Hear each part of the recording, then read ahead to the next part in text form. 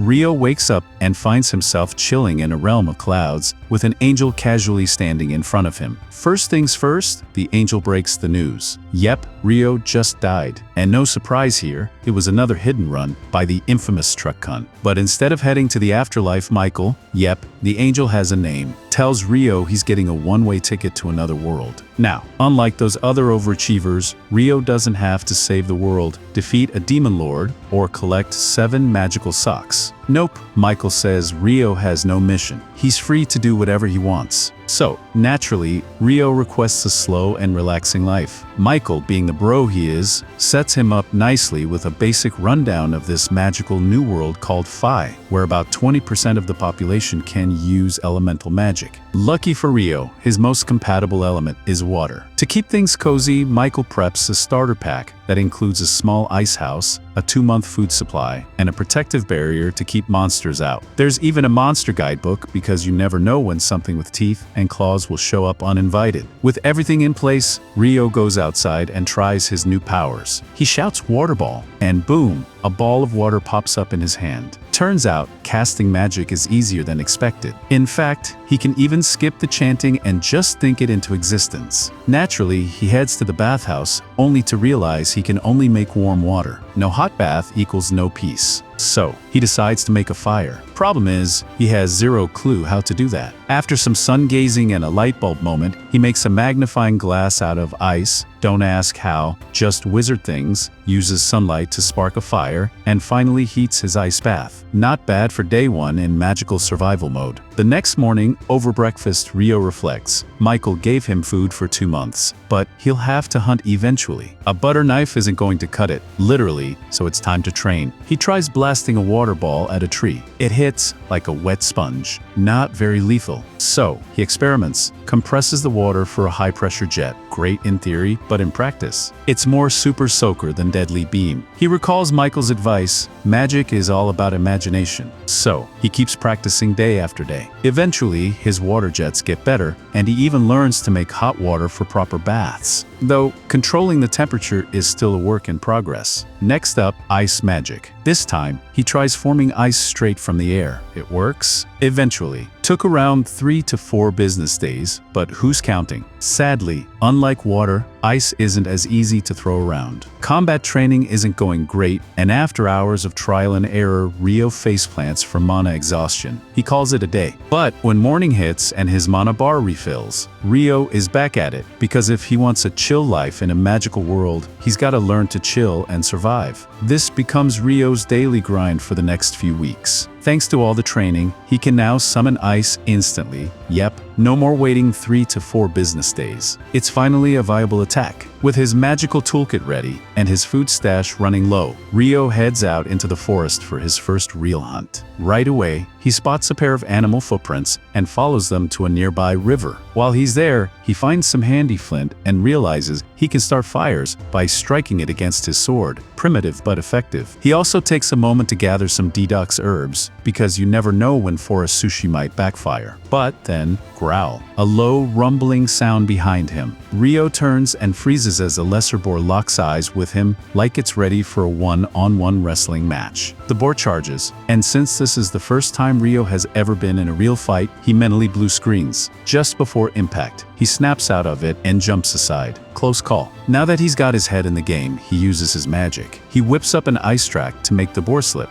Mario Kart style, then follows it up with a series of ice spikes. Boom, instant, pointy death. After turning the boar into future bacon, Rio flips through his monster guide and learns that the lesser boar is literally the weakest thing in the forest. Not exactly encouraging. The guidebook is designed for rookies like him, but there are 2 ominous bonus pages at the end. One is about dragons, which, according to the book, can solo entire cities. The official advice: run. Unofficial advice: run faster. Not that it'll help. The second page mentions demons, but it's hilariously vague. Basically just says, if you meet one, you're doomed. Great. Super helpful. The next day, Rio heads out to hunt again, but surprise! He gets ambushed from above by a giant assassin hawk. This bird isn't just big, it's packing wind magic and slashes through prey like it's got built-in razors. Ryo runs while conjuring ice shields on the fly. He doesn't want to fight this thing, but he's definitely not outrunning it either. So, he counters with water jets. The hawk dodges and swoops down with a slicing wind attack, but Ryo blocks it just in time with an ice shield. The blow smashes across the hawk's eye, sending it crashing to the ground. The hawk eventually gets up, now rocking an eye patch-worthy injury, and flies away. But not before locking eyes, with Ryo, making it personal. That bird's got beef now. Ryo, still alive and mildly traumatized, is starting to rethink what slow, peaceful life really means. While running from the hawk, he also manages to get completely lost in the forest until late at night. While wandering, he stumbles across a glowing lake, and in the middle of it, a Dullahan just casually standing there. And it's already spotted him. As time passes, Ryo continues training like a man on a magical gym grind. He can now hunt and preserve food with ease, and his magic is looking seriously dangerous. He can summon massive sheets of ice and slam them down instantly, and his water jets are powerful enough to slice through solid rock. Not bad for a guy who couldn't heat bathwater a month ago. But combat training doesn't stop with ice. Ever since the Dullahan encounter, Ryo has gone into the forest every night to fight it. It wasn't listed in the monster guide, so either it's not a monster or it's just too high level for beginners. Either way, Ryo isn't backing down. Armed with his trusty ice stick, he charges forward, swinging like a magical baseball champ against the headless nightmare. This whole thing with the Dullahan is less of a deathmatch and more of an intense training montage. The Headless Horseman totally outclasses Ryo in both strength and skill, but that doesn't stop him from doing his best, blocking attacks with his trusty ice shields, only to get flattened in seconds anyway. Strangely, the Dullahan never speaks a word, but Ryo can't shake the feeling that this creepy, silent warrior has taken it upon himself to play battle sensei. Then one day, the Dullahan raises its sword and uses water magic to extend the blade, surprising Ryo, who had no idea it could use the same element. After showing off the magical blade, the Dullahan casually hands it over to Ryo, then walks out onto the lake like some mysterious boss character on his break. Some time later, Ryo is out hunting again when, bam, he's suddenly ambushed by that same assassin hawk. Only this time, it's black. Ryo figures the hawk must have hit the gym and evolved, all to settle the score. Heady, maybe. Terrifying, definitely. The hawk dives in, launching wind slashes. Ryo panics and throws up 5 ice walls. But Evolve Hawk means stronger wind slashes, and those walls get shredded like wet tissue paper. Cue full-on panic mode. Ryo zigzags across the field, throwing up walls like a panicked Fortnite builder, dodging incoming attacks. He finally sees an opening and launches a volley of ice spikes, but the hawk speeds up and dodges like it's in an anime tournament arc. Then it screeches. Not just a regular screech, a magical, high-frequency, ice-melting screech that disrupts Ryo's magic, leaving him defenseless. Great. The hawk hovers in front of him, clearly charging up something massive. Ryo senses electricity in the air, then zap, a bolt of lightning fires at him. Luckily, he channels his inner survival instinct, uses a stick as a lightning rod, not OSHA-approved, and jumps clear just in time. Half-fried and still twitching, Ryo prepares for round 2 as the hawk dives in for the kill. At the last second, Ryo whips out his ice sword and parries the talons. After a few intense clashes, Ryo spots a gap in the hawk's guard, thanks to his grueling sparring sessions with the Dullahan, and lands a clean stab through its neck. The hawk crashes to the ground. Ryo approaches it, understanding its desperation.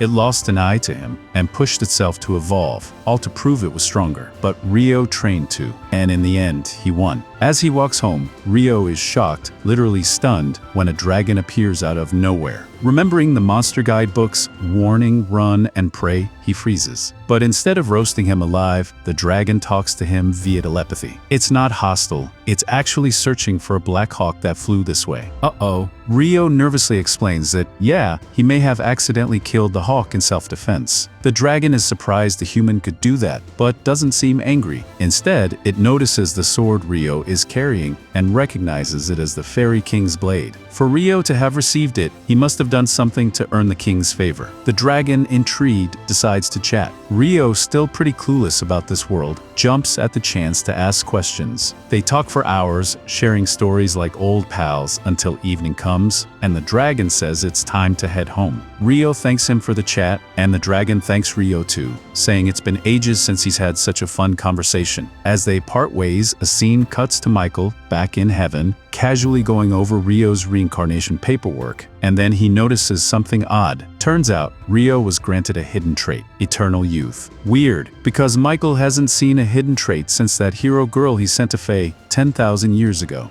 One day, Rio heads to the beach because he's been craving salt lately. But instead of seasoning, he finds a wrecked ship washed ashore. He checks for survivors and finds a body, but the guy's already dead. Just then, he hears grunting from the other side of the beach and, to his relief, discovers someone actually survived. Turns out, the ship was destroyed by a giant sea monster during a massive storm. The survivor, Abel, was sure he'd die, but instead wakes up in a warm bed with all his stuff neatly placed nearby. He heads outside to get his bearings but is met by Rio, who casually says he's glad Abel is up and about. Abel is surprised he didn't even sense Rio approaching and thinks his fashion sense is weird, but instead of being rude, he thanks Rio for saving him. Rio admits all he did was drag Abel's body back, and sadly, he was the only survivor. But Abel isn't too broken up, everyone else was an illegal smuggler anyway. Rio, still new to the concept of smugglers, offers to make lunch since Abel must be starving. Over lunch, Abel asks why Rio is only wearing a loincloth. Rio shrugs, he's broke, plus there are no towns nearby to even buy clothes. Abel's impressed by how well Rio is surviving alone. When he asks if Rio hunts with that tiny knife on the table,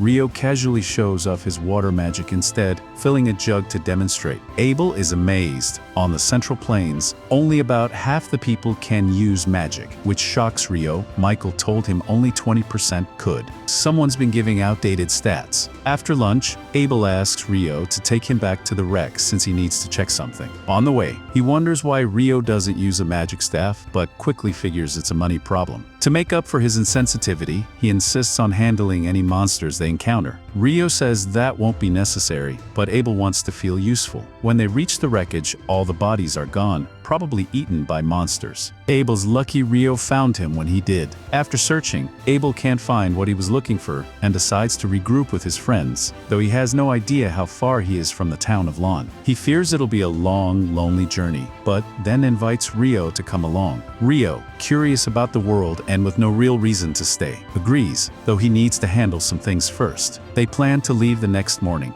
That night, Abel notices Rio heading into the forest, claiming he needs to meet someone. Suspicious but polite, Abel doesn't pry. Rio meets with the Dullahan, telling him he'll be leaving the forest soon, so this might be their last spar for a while. They fight hard. Rio has improved enough to push Dullahan back slightly, but the skill gap is still massive. Eventually, Rio collapses in defeat. As Dullahan walks back to the lake, Rio thanks him for all the training. Seeing Rio as a precious student, Dullahan gifts him a special robe, Rio's first proper clothing upgrade. The next morning, Rio and Abel set off on their journey. Rio takes one last look at his home before stepping into the wider world. But of course, no journey starts easy. Soon after, they encounter a boar monster. Abel asks Rio to stand back while he handles the boar. He draws his sword, shouts total impalement, and instantly blows a clean hole through the boar. Rio, stunned, asks what that was, and Abel explains that people who can't use magic rely on combat skills, techniques that let them pull off flashy moves like that. After a day's trek, they reach a marsh crawling with lizardmen. Not keen on a fight, Abel suggests sneaking around, but Rio senses they're being followed. When the lizardmen emerge, Abel prepares to fight, but Rio tells him there are too many, and then casually obliterates them with a barrage of icicles. Abel is speechless, but saves his questions until the fight's over. Afterwards, Abel asks what spell Rio just used. Rio shrugs, just regular icicles. But Abel insists mages can only cast one spell at a time, at least that's what some wind mage told him. Rio figures this must be a wind magic limitation since he's always been able to multitask with water. Later,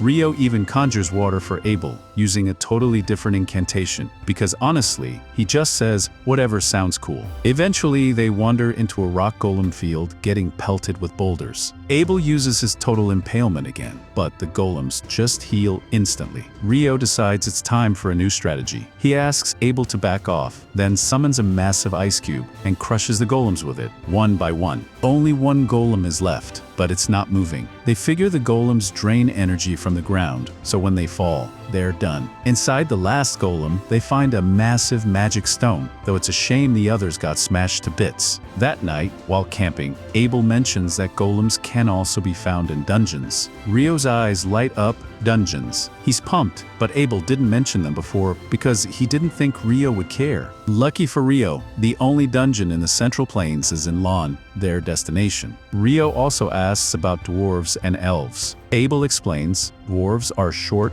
strong, great craftsmen, and plenty live in Lon. Elves? They're more reclusive, living deep in forests, and Abel only knows one elf in Lon. The next morning, they continue north. Rio confidently says that past the mountains lies human civilization. Abel's curious how Rio knows this, having never visited a village. Truth is, a dragon told Rio, but he keeps that to himself. Abel would probably freak out. Suddenly, Rio senses danger. A giant griffin appears. Neither of them can win this fight, so Rio quickly tosses his stored meat to distract it. Abel follows suit, and thankfully, the griffin takes the offering and leaves. Abel remarks that monsters like griffins haven't been seen near humans for centuries. That means these mountains are keeping the worst creatures away, but also means they'll face even more beasts. And he's right. Next up, a pack of wyverns. Abel suggests sneaking past, but Rio is confident this time. He charges in, firing off ice spears and taking the wyverns down with ease, something that usually takes 20 adventurers. Abel is floored, but hey, he's not complaining.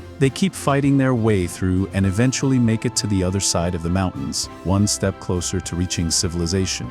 Rio and Abel continue their journey, debating whether they should ever willingly face wyverns again. Rio's cool with it. More monsters, more fun, but Abel would prefer not to die. Thank you very much. That said, he's glad Rio took the wyverns down last time. They now have a hefty bag of magic stones worth a fortune. Eventually, they spot a thin road up north. Roads mean towns, so that's a win. Abel notices the path stretches toward what looks like Mount Everest to the east, so he suggests heading west instead. He recognizes the icy peaks, but stays quiet and just tells Rio that if they go east, they'll reach the town of Coyote. Hearing that, Rio is thrilled. He's been dreaming of sleeping in an actual bed. Abel, a little surprised, jokes that he thought Rio was more of a caveman who lives for monster fights. They discuss the local food in Coyote, which Abel praises highly, and before long, they arrive in town and hit up a restaurant. Over lunch, Abel tells Rio about adventure guilds, suggesting he registers since he's strong, and the guild card also works as an ID and grants access across the nation. Rio likes the idea, especially since Abel had to pay the gate fee for him earlier. Plus, guild members can trade magic stones and monster loot, though being an alchemist helps. Rio, a chemistry nerd, is now tempted to pursue alchemy. When the waitress serves curry and rice, Rio's jaw drops. This world has curry too. He chuckles to himself, thinking how other isekai protagonists have to invent earth foods from scratch. Yet here's curry ready to order. Naturally, he goes full mukbang mode, asking for seconds, then thirds. The next morning, he's still raving about the curry, making Abel wonder if Rio has ever eaten a decent meal before. Rio jokes that Abel must be keeping more secrets, an offhand comment that flusters Abel, hinting he might actually be hiding something. They continue through meadows and soon spot Lon,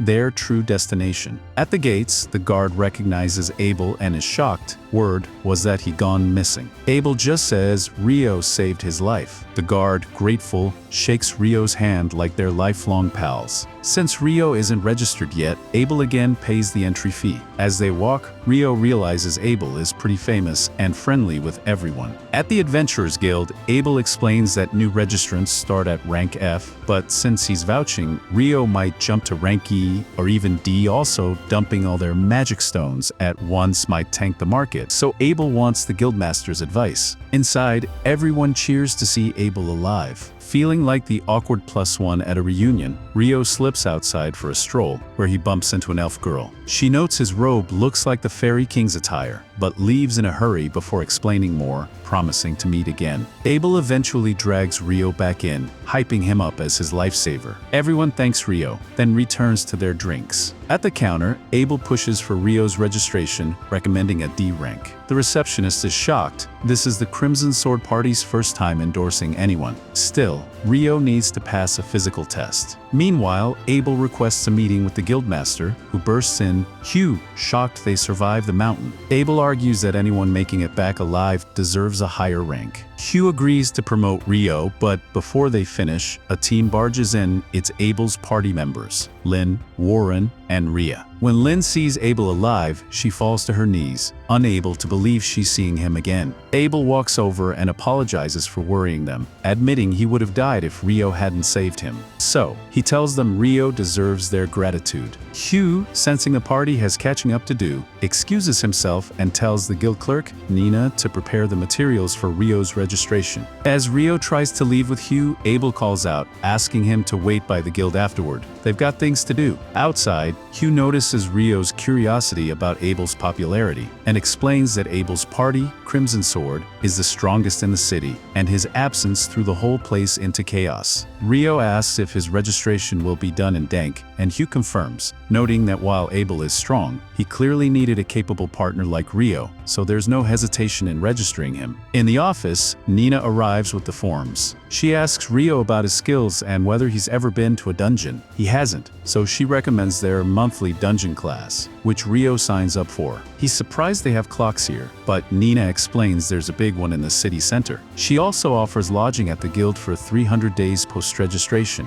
After the paperwork, she hands Rio his guild card, prints his details via a magic device, and registration is complete. Outside, Hugh is relieved Abel is back, lamenting how the city was a mess without him. Rio rejoins Abel, who takes him around town to sell their magic stones, planning to buy clothes and a staff for Rio. Rio appreciates it but is puzzled. He's fine without a staff since he's always carried a sword. Abel laughs, saying his sword is more like a glorified knife. During their errands, Rio peppers Abel with questions and learns this world has 24-hour days, 7-day weeks, and 30-day months, just like Earth. Combined with the curry he ate, he wonders if someone from Earth reincarnated here and changed the world. Later, Abel drags Rio to his welcome party, where they drink and celebrate all night. The next morning, Rio is exhausted. As he walks to the lodge with Na, she teases him about drinking too much and mentions how raw Abel's brother barely left his side in gratitude. At the lodge, Nina introduces Rio to his new roommates, Niels and Addo, who agree to keep things casual between them. Na then brings in a fourth roommate, Ian, a 16-year-old girl whose parents recently died, so she turned to adventuring. Na reminds Rio to attend class with Ian the next day. Meanwhile, Abel tells his party about Rio's insane feats, casting magic without a staff, killing wyverns with ice, and summoning giant ice blocks. Lynn doubts it, citing the known limits of magic, but Abel insists it's true. Rhea remarks that only the Inferno magician was said to be that powerful, though it's thought to be a myth. They also wonder if Rio could be a threat or ally to the Duhi Empire, but Abel assures them Rio despises that name. Meanwhile, Rio laughs and bonds with his new roommates, reflecting on how drastically his life has changed.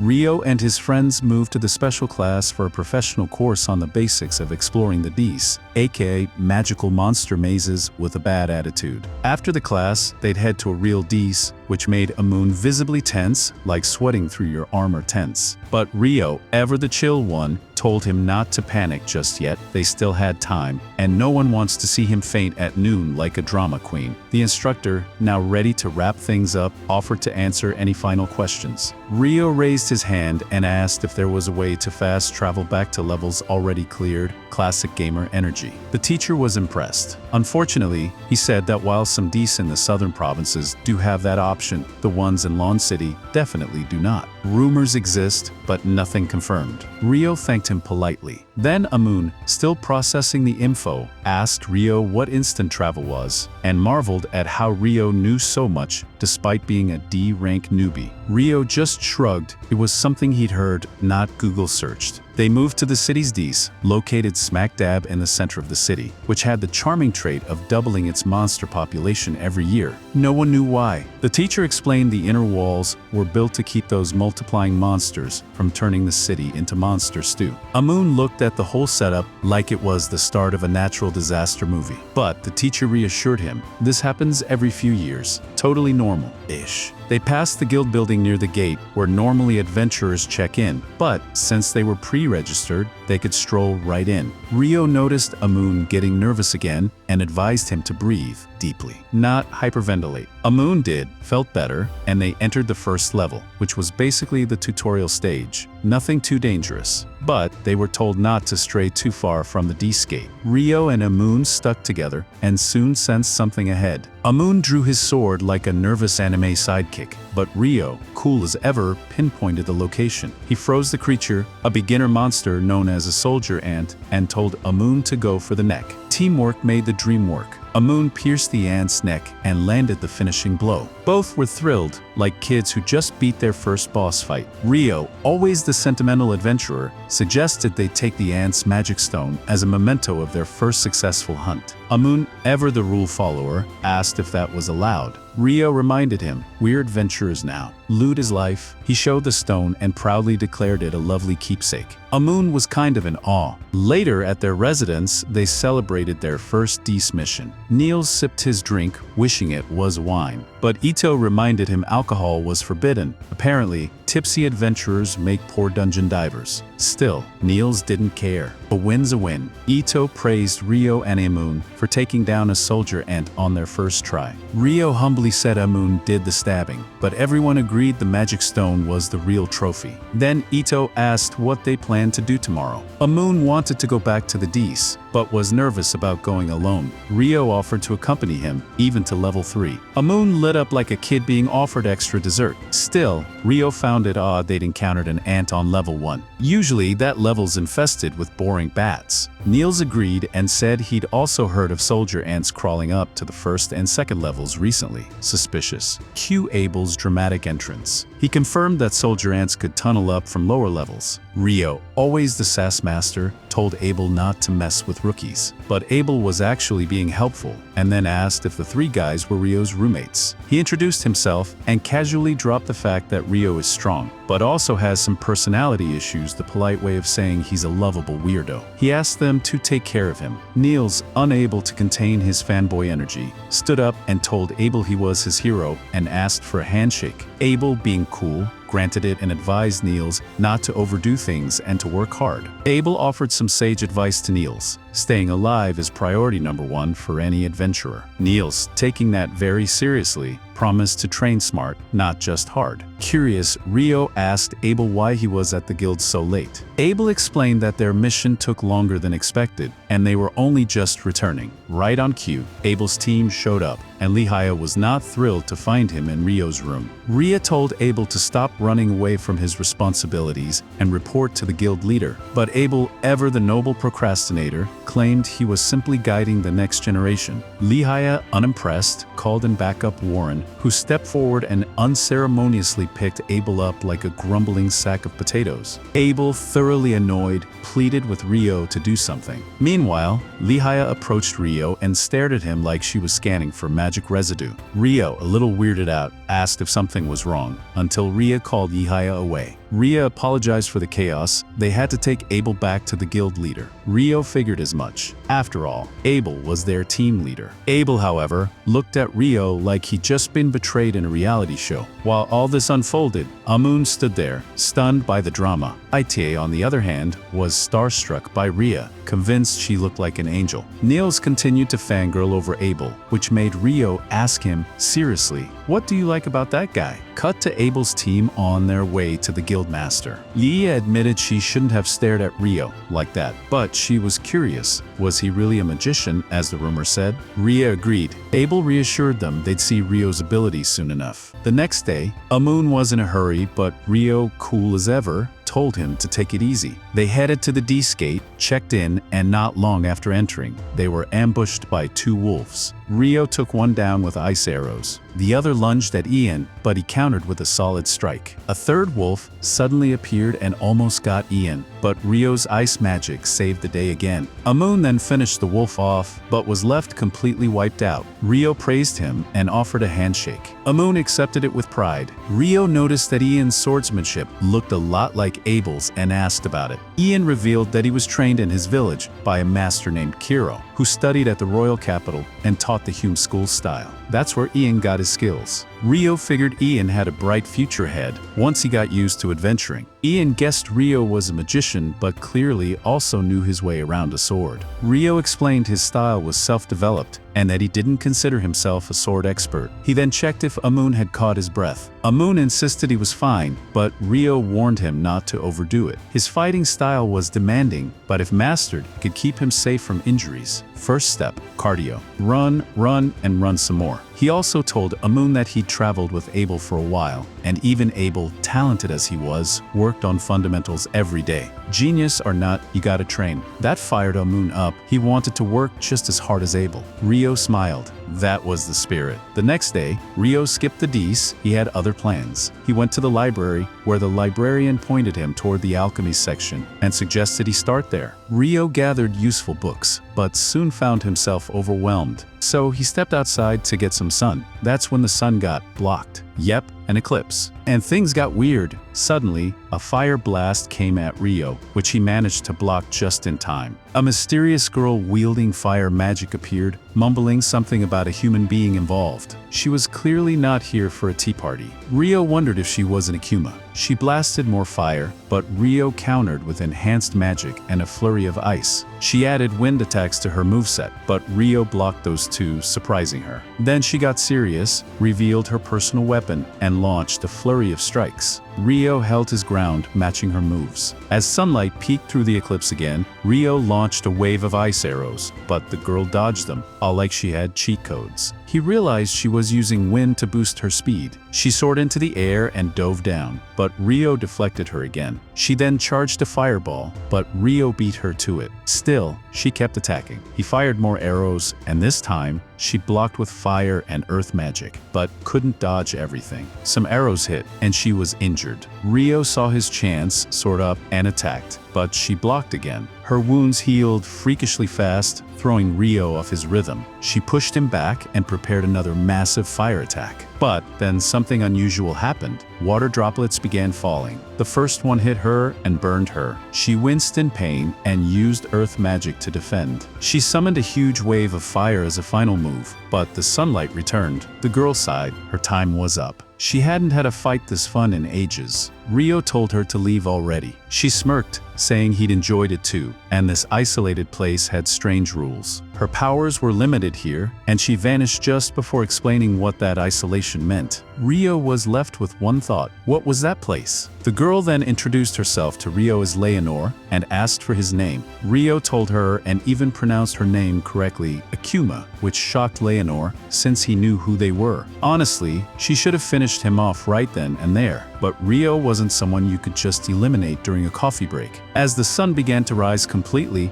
Leonor said she wanted to meet him again. Rio, however, politely declined in his head, but she insisted that it was impossible for them not to cross paths again, and if it wasn't with her, it'd be with another one of the Akuma. She then made it awkwardly possessive by saying, "Don't let anyone else kill you but me. Your life now belongs to me." After dropping that dramatic line, she vanished. Rio, who clearly wasn't paid enough to deal with this kind of chaos, muttered that he survived by sheer miracle. If not for his special outfit, he would have had a hole in his shoulder. He was now exhausted and suffering from dizziness, classic RPG side effect. He dragged himself to the guild and discovered a fat bag of money waiting for him. He didn't even think this cash was in his account, but apparently, the guild master had already exchanged the wyvern stones. Suddenly, money wasn't a problem anymore, so maybe no need to grind side quests for a while. When he returned to his dorm, he found it suspiciously empty. He headed to the library to buy books, but peeked out the window and saw his dorm mates lying face first on the ground, clearly beaten up.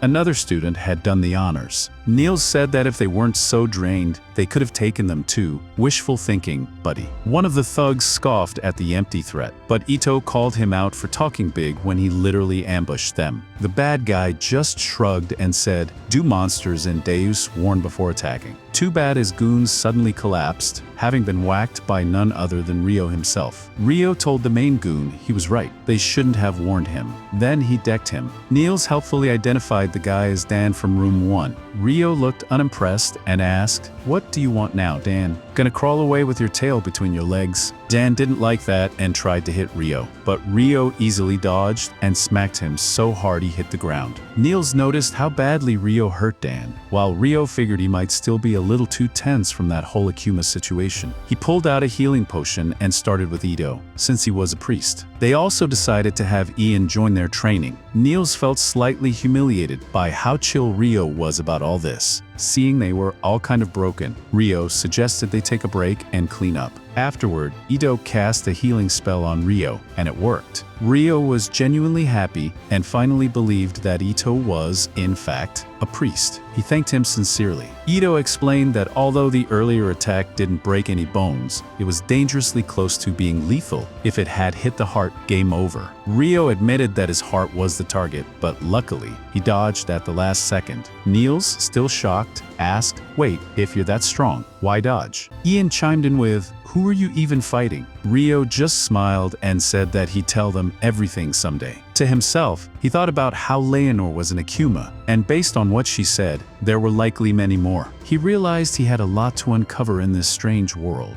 The next day, Ito, Alman, and Nils head back into the dungeon. After taking out a goblin archer on the 5th floor, yes, 5th, Nils suggests they call it a day. They've barely been down there long, but something feels off. Goblin archers aren't supposed to appear this early in the dungeon, and since they've already made decent coin, there's no point risking it. Good call, because just a little deeper in, a monster was lurking that would have wiped the floor with them, especially with Rio off doing his own thing. Meanwhile, Rio is outside the city, having a dramatic post-battle reflection session after his intense clash with Leonor. While they were evenly matched in spell casting, her wind magic made her zippy as lightning. Rio sadly doesn't have wind magic in his toolkit, so he's experimenting with alternatives. His big idea? Use his water jet spell, normally for swimming, to boost movement on land. First test, a bit of ice on the ground, a few jets on his back, and he barely budges. Majestic fail. He plans to try again with more jets, but first, off to the library for research on alchemy and demons. Because who needs leg day when you have magical propulsion? Back in the city, Lihaya aka Lin is on a spell book scavenger hunt, searching for anything resembling that giant ice cube spell Abel swears he saw Rio use. Not even the forbidden books mention it, which means one thing, it's probably an original spell, but one requiring a ton of mana. She's still skeptical that Rio managed it so casually.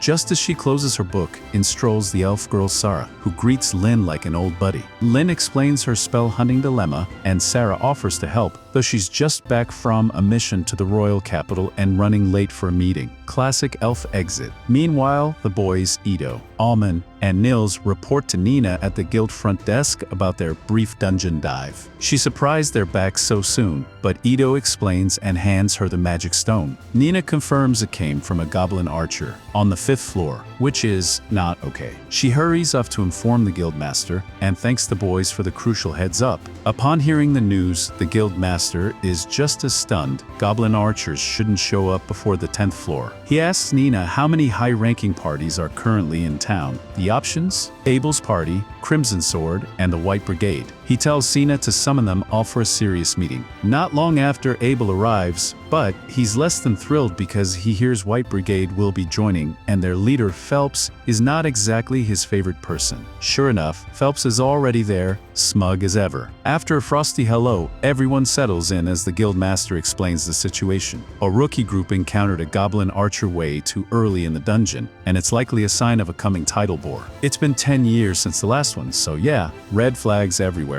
He offers both parties 100 gold up front, 200 more upon return, to investigate, not to fight. If they find evidence of the Tidal Bore, they are to return immediately. Once confirmed, the guildmaster will shut the double walls of the dungeon and call for reinforcements from the regional knights. The guildmaster has already secured permission from the local lord to act, but he still needs to inspect the dungeon before making any major moves. So, he asks the big question, are they willing to take the job? Both Abel and Phelps agree on behalf of their parties, and the investigation is set for the next morning. Meanwhile, Rio wakes up early with big nerd energy. He's heading to the city's northern library to learn more about alchemy. Ito casually mentions that only D-rank adventurers and above are allowed in, but no worries, Rio qualifies. Alman does point out that the real juicy stuff, like forbidden texts, is B rank and up, so Rio shouldn't get his hopes up about accessing those. Bummer. Soon, Soon, Rio arrives at the Northern Library, which makes the Southern Library look like a corner bookstore. The place is huge, and he realizes he might need help finding the demon-related texts he's definitely not supposed to be talking about out loud. Lucky him,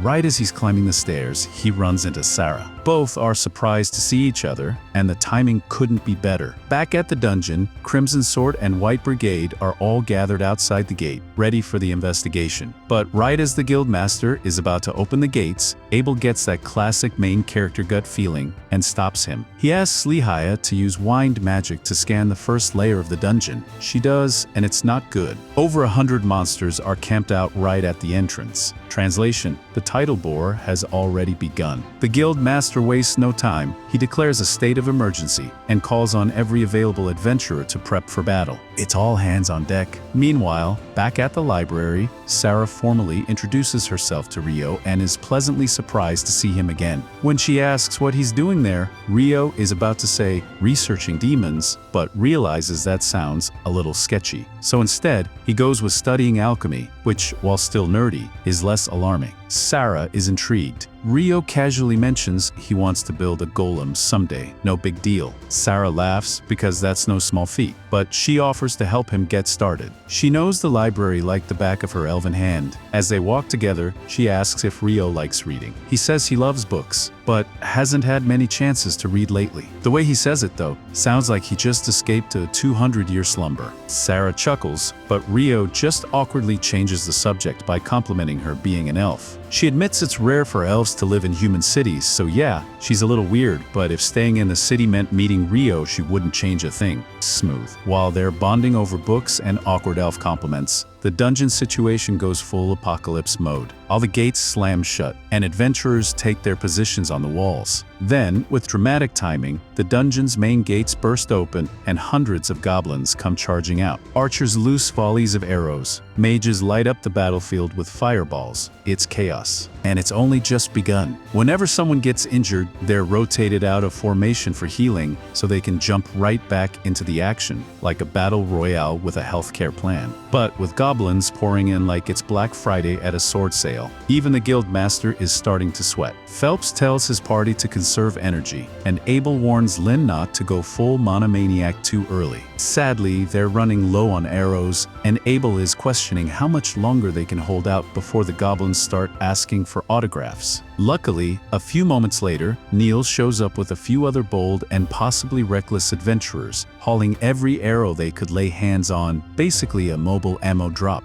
Along with that, Niels delivers a message from the guildmaster. Once the smaller goblins are handled, Crimson Sword and White Brigade are up next to face the boss. A few hours pass, and most of the regular goblins have been reduced to XP. Now the boss is expected to show. The guildmaster gives the signal. Both Crimson Sword and White Brigade leap from the wall, like synchronized gymnasts, with Lynn casting a magic spell to ensure a graceful landing. No broken ankles today. There are still a few goblins lurking below, so Abel and Phelps clear them out like pest control pros. Then it happens, the big bad emerges. But plot twist, it's not one goblin general, it's 3. That's bad. 3 generals usually means there's a goblin king nearby, which is like a boss fight on nightmare difficulty. Abel quickly forms a plan. He and Phelps will each take a general, while Rhea and Sheena go after the 3rd. Everyone nods like action movie heroes, then springs into battle. Abel dodges one of the generals and slices off its arm like he's ordering deli meat. Victory seems close, until he senses something off. Suddenly, he shouts for everyone to get down. A wind slash tears through the air, instantly slicing all 3 goblin generals in half. Dramatic much. Everyone narrowly avoids becoming Sushi, the attacker. None other than the Goblin King, and this guy did not come to mess around. Abel and Phelps charge in. Phelps tries to spear him, but the king's armor is tougher than overcooked steak. He falls back, realizing brute force won't cut it, literally. But Abel keeps going, dodges the king's attack using his perfect shadow technique, probably trademarked, and lands a strike to the chest. It's not a kill shot, but Abel never expected to solo the big guy. That's when he calls out to Lynn, who's been charging a wind bullet spell like a magical sniper prepping the final shot. As Abel jumps out of the way, she fires and turns the Goblin King into Swiss cheese, finally ending the Goblin Crisis. After the battle, everyone heads back to the guild to celebrate their hard-won victory. By the time Ryo finally strolls in, he has no idea why the place is buzzing like a festival. The adventurers are laughing, drinking, and piling up empty plates, like trophies, while the poor guild master is buried elbow-deep in paperwork. He's got reports to write about the Tidal Bore, payments to process for all the adventurers who helped, and the looming headache of royal researchers who are bound to show up demanding data. Some people get ale, some people get administrative trauma. At the party, Abel fills Ryo in on what went down during the Tidal Bore while he was off in the library. Lin, who has been itching to ask him this in person, corners Ryo and demands to know whether he really can conjure thick ice walls at a distance. Ryo nods, casually saying, "Yep, about 40 meters out." Of course, he admits it took ages to master. Even so, Lin is floored. She's never heard of magic working so far away. She asks if it's an original spell and what incantation he uses. Ryo shrugs and says he just makes them up on the spot. Imagine her face when she realizes he's basically freestyling magic like it's slam poetry. Before she can press him further, Nils points out most of the food is gone. If Ryo doesn't hurry, he'll be left with cold scraps and regrets. As he runs off to secure his plate, Abel casually drops the bombshell. Ryo doesn't even need incantations. He just chants because he thinks it sounds cool. Lin is left staring, wondering if the universe is playing a prank on her. The next morning, Nils, Alman, and Ito drag themselves to the guild, only to find the job board emptier than their wallets. Ryo wanders by and asks why they're not out working. Turns out the dungeon is shut down for inspections after the Tidal Bore, and resource-gathering jobs are basically dead since so much loot was dropped yesterday. When asked what he's up to, Ryo explains he's hunting for magic copper or to practice alchemy. Ito recalls it costs a fortune, 50 gold for a single piece. Ryo, who's rich enough not to blink at that, instead offers the trio a deal, 4 gold coins each just to search, plus 25 gold for every piece they bring back. The boys nearly faint. This is more than they've ever made in their lives. Ito, still half skeptical, asks if Ryo is serious. Ryo grins and explains that even if they succeed, he'll still spend less than buying in town.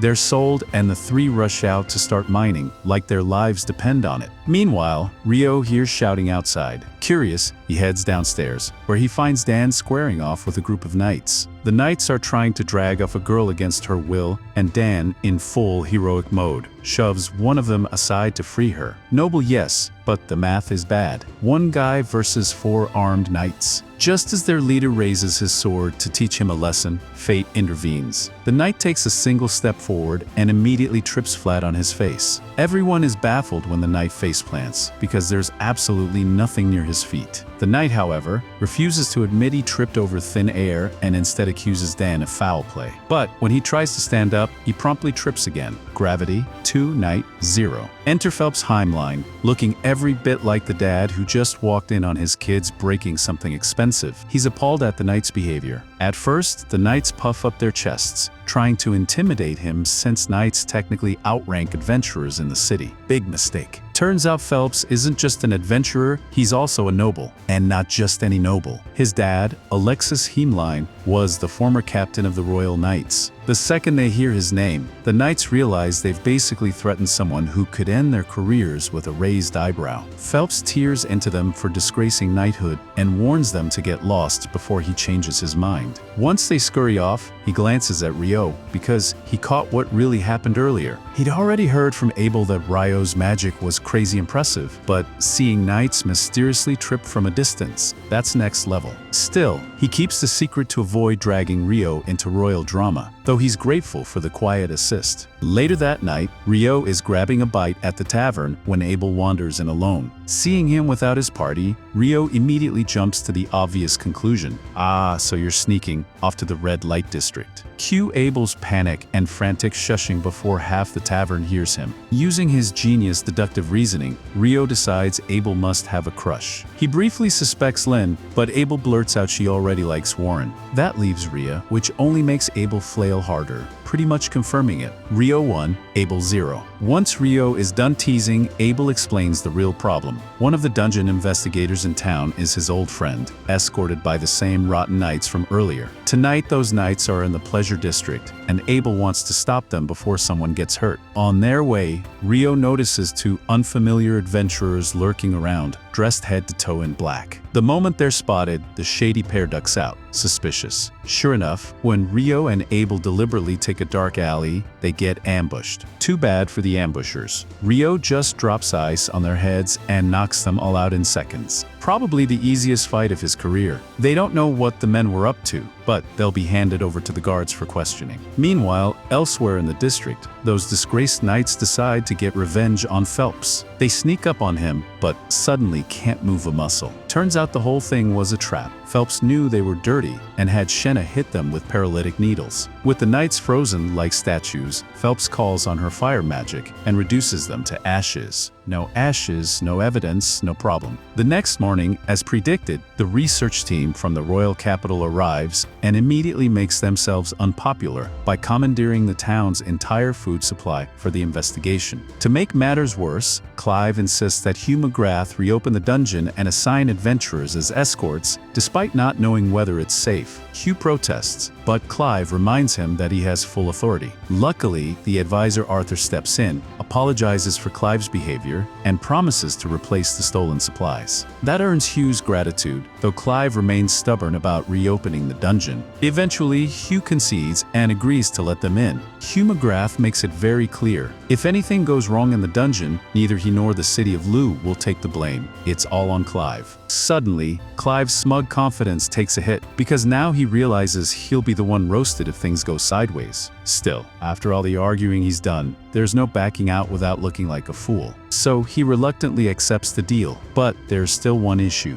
finding adventurers to escort the research team. A little later, Rio is on his way to grab some much-needed lunch when a girl rushes up, asking if he can take her to the Adventurers Guild. Slightly grumpy about the delay, Hungry Mage is a dangerous mage. He helps her anyway. The girl introduces herself as Natalie Schwarzhoff, carrying a letter requesting the aid of Abel's party to defend the dungeon investigators. Rio is surprised. The dungeon was supposed to stay sealed, but Abel quickly guesses someone twisted Hugh's arm to reopen it. The closure made sense. Decades ago, right after a Tidal Bore, an elite A-rank party went down to investigate and never came back. Their leader was basically S-rank Superman with a sword, and even he vanished. Since then, guild policy has been simple. Tidal Bore equals lock the dungeon doors. While Rio is intrigued, his stomach wins the battle, so he excuses himself to go eat. After he leaves, Lynn asks Natalie if she's really from the famous Schwarzhoff family, renowned for legendary water magic. Natalie confirms it, so Lynn asks if she's ever heard of magic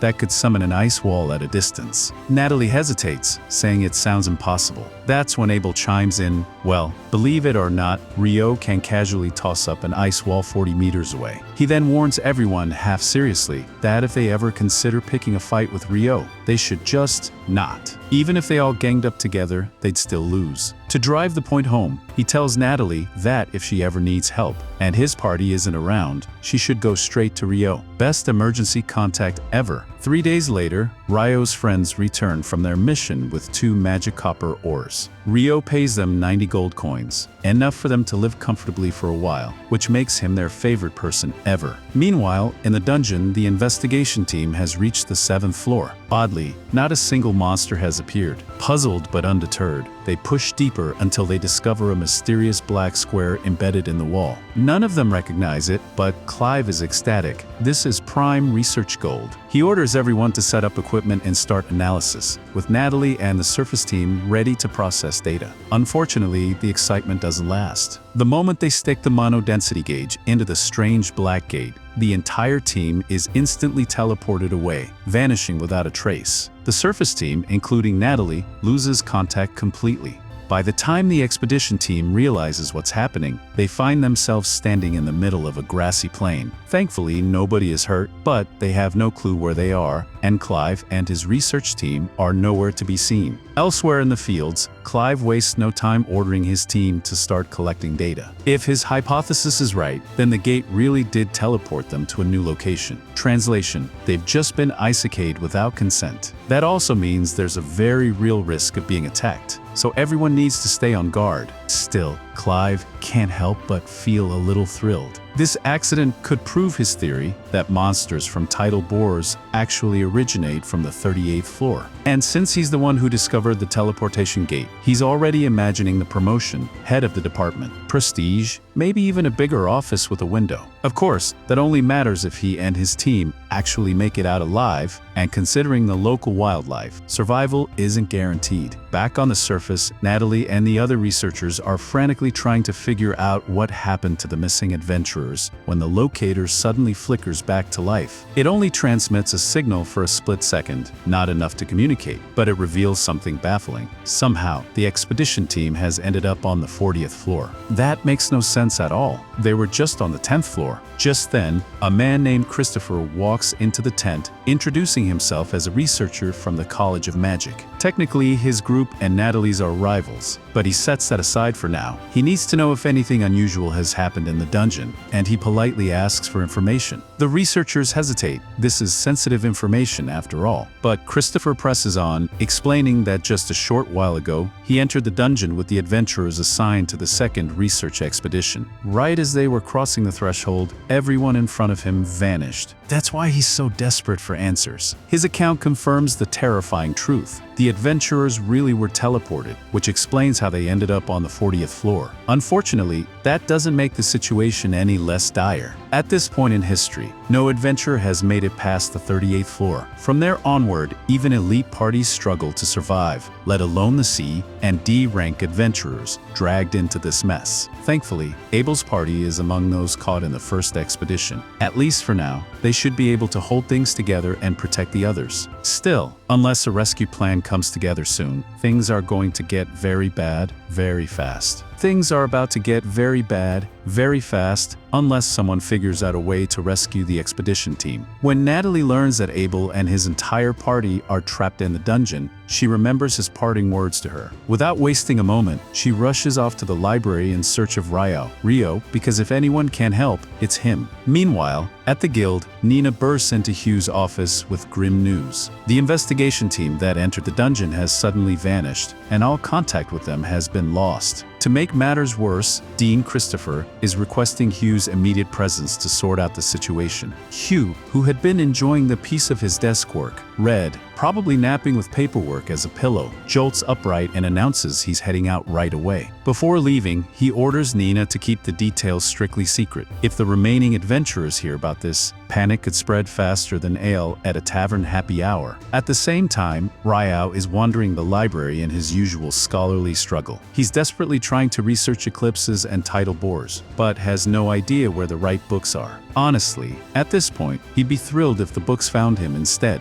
Luckily, his wish is granted in a different form. Sarah happens to be standing in the next aisle. Overjoyed, Ryo rushes to her and explains his plight. Sarah, being the walking encyclopedia she is, immediately offers to help. She even shares her personal theory. Eclipses and tidal bores are connected. She's noticed that historically, tidal bores occur within days of an eclipse, a pattern that repeats time and again. Of course, she had to dig through mountains of old records to piece that together. So naturally, she's curious why Ryo suddenly cares about this subject. Ryo, who cannot exactly admit, "Oh, I fought a demon during the last eclipse. No big deal," skillfully changes the subject. He asks instead why magic stones change color. Sarah can't tell he's hiding something, but she lets it slide for now. She explains that the color of a magic stone reflects the monster's age. The longer it lived, the deeper the hue. That catches Ryu's attention. According to reports, every magic stone from Tidal Bore monsters has been perfectly clear. That suggests those monsters had only just spawned in, not migrated up from lower levels as most people believe. Even more surprising, Sarah reveals this phenomenon is recorded in all past Tidal Bore incidents. Ryo is shocked. He didn't think such detailed records existed here. Sarah explains that technically they barely do. The records are ancient, written on fragile parchment, and even the librarians don't know about them. Fortunately, she knows exactly where they're kept and offers to guide him. Meanwhile, back with the investigation team, morale isn't looking great. They still have no idea where they are, or even if they're still inside the dungeon. Being randomly teleported without a map compass, or Google Earth is not exactly a confidence booster.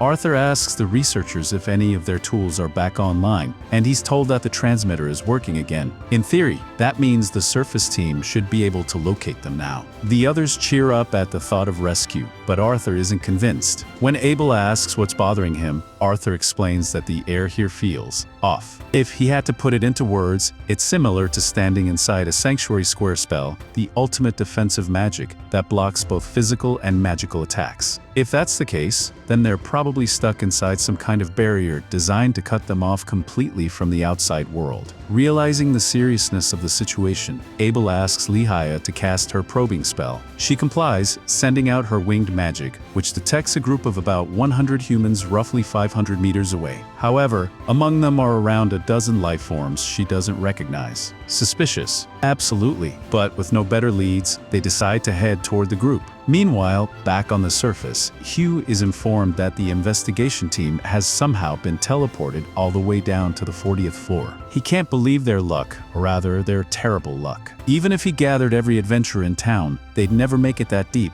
To make matters worse, they don't even know what caused the teleportation in the first place. Christopher insists it would be far too risky to send in another expedition now. All they can do is wait and hope the team somehow survives. Unfortunately, the team is anything but safe. Hellfire rains down on Clive's research unit. Some mages manage to throw up shields just in time, but many aren't so fortunate. Clive, scrambling to process the chaos, realizes with dread that their attackers resemble the very demons he once read about in dusty records. And if those records are true, then the polite way of putting it is, they're doomed. A few brave adventurers charge ahead to catch the demons off guard, but within seconds they're torn apart and the survivors are burned to ash. Abel's group arrives just in time to witness this bloodbath, their horror plain as day. Nina takes one look at the monsters and recognizes them immediately: demons. She warns everyone that, according to ancient records, demons are enemies of gods and angels themselves, far stronger than any normal human.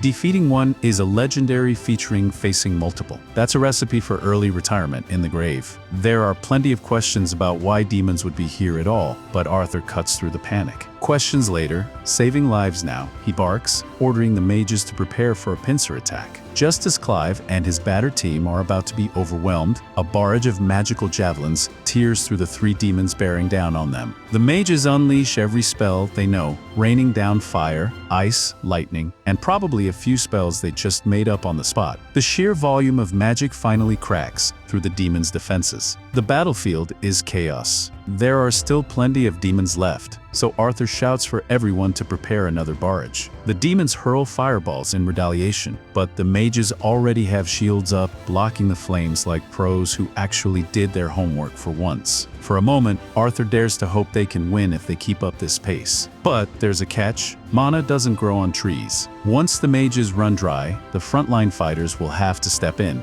That means it's Abel's turn to shine or get roasted. He unsheathes his sword and scans the battlefield, spotting one demon that looks extra terrifying, as if it came straight out of a "do not fight this thing" manual. Rallying his team, he orders them to line up behind Lewin, who shields them from waves of fire as they charge. Once close enough, Abel cuts down demons left and right while Lehia and Rin fire spells to pierce through their defenses. The plan works until Lehia collapses from mana exhaustion, and Rin is nearly tapped out as well. That leaves Abel swinging steel solo. 6 demons remain, but Rin warns him that the biggest, scariest one is no ordinary foe, it's a demon prince. And if the records are right, only a hero has ever beaten one. That's the kind of fun fact you'd rather not hear right before fighting. Still, Abel doesn't hesitate. Sure, the demon prince is terrifying, but hey, at least it's not as bad as fighting that griffin last time. He dives in, managing to slice down 2 demons in one go. Unfortunately, this gets the demon prince's full attention. The monster instantly blasts an energy beam toward Rin and Lehia, forcing Lewin to shield them, only to be thrown back along with both mages. Now it's just Abel and the demon prince, one-on-one. For half a second, Abel convinces himself he might have a chance. Then the demon prince flash steps right in front of him, smacks his sword aside, and casually reminds him, "Nope, you don't." Keeping calm on the outside, but panicking on the inside, Abel braces himself. Clive tries to help from afar with a powerful spell, but it barely scratches the demon prince. Worse, the remaining demons immediately turn their attention to his group, shattering their shields and leaving them wide open to the flames. Realizing things are spiraling fast, Abel decides to gamble everything. As the demon prince charges, he activates his zero-turn skill. With lightning precision, he deflects the prince's blade and pivots to strike at its neck. Except the demon prince sees it coming, dodges effortlessly, and backhands Abel across the battlefield like he's nothing more than an annoying fly. Abel can barely stand, his body giving out as the demon prince steps forward, raising his blade for the finishing blow. At the very last second, Abel hears the faint sound of a single drop of water. In that instant, Rio comes crashing through the ceiling. Rio is relieved he managed to find Abel in time, but Abel can hardly believe his eyes. Convinced he's hallucinating, he never would have expected Rio to show up at such a critical moment. Rio tells him that many people are worried about him and the others, so they should return as soon as possible. He'll deal with the monsters here in the meantime. Abel tries to warn Rio that their opponent is a demon prince, but Rio dismisses it with a smile. He's fought a full-fledged demon before, and compared to her, this one doesn't seem nearly as threatening. Still, since it's essentially a baby demon lord, its weakness makes sense. The demon minions unleash volleys of fire at Rio, but he casually counters with a barrage of icicle lances, freezing and decapitating them before they even realize what's happening. Their severed heads hit the ground, and the demon prince instantly understands that Rio isn't like the others. It won't be easy to take him down. The prince tightens his grip on his sword and readies for battle. Rio, eager for a little fun, draws his own blade to see just what this so-called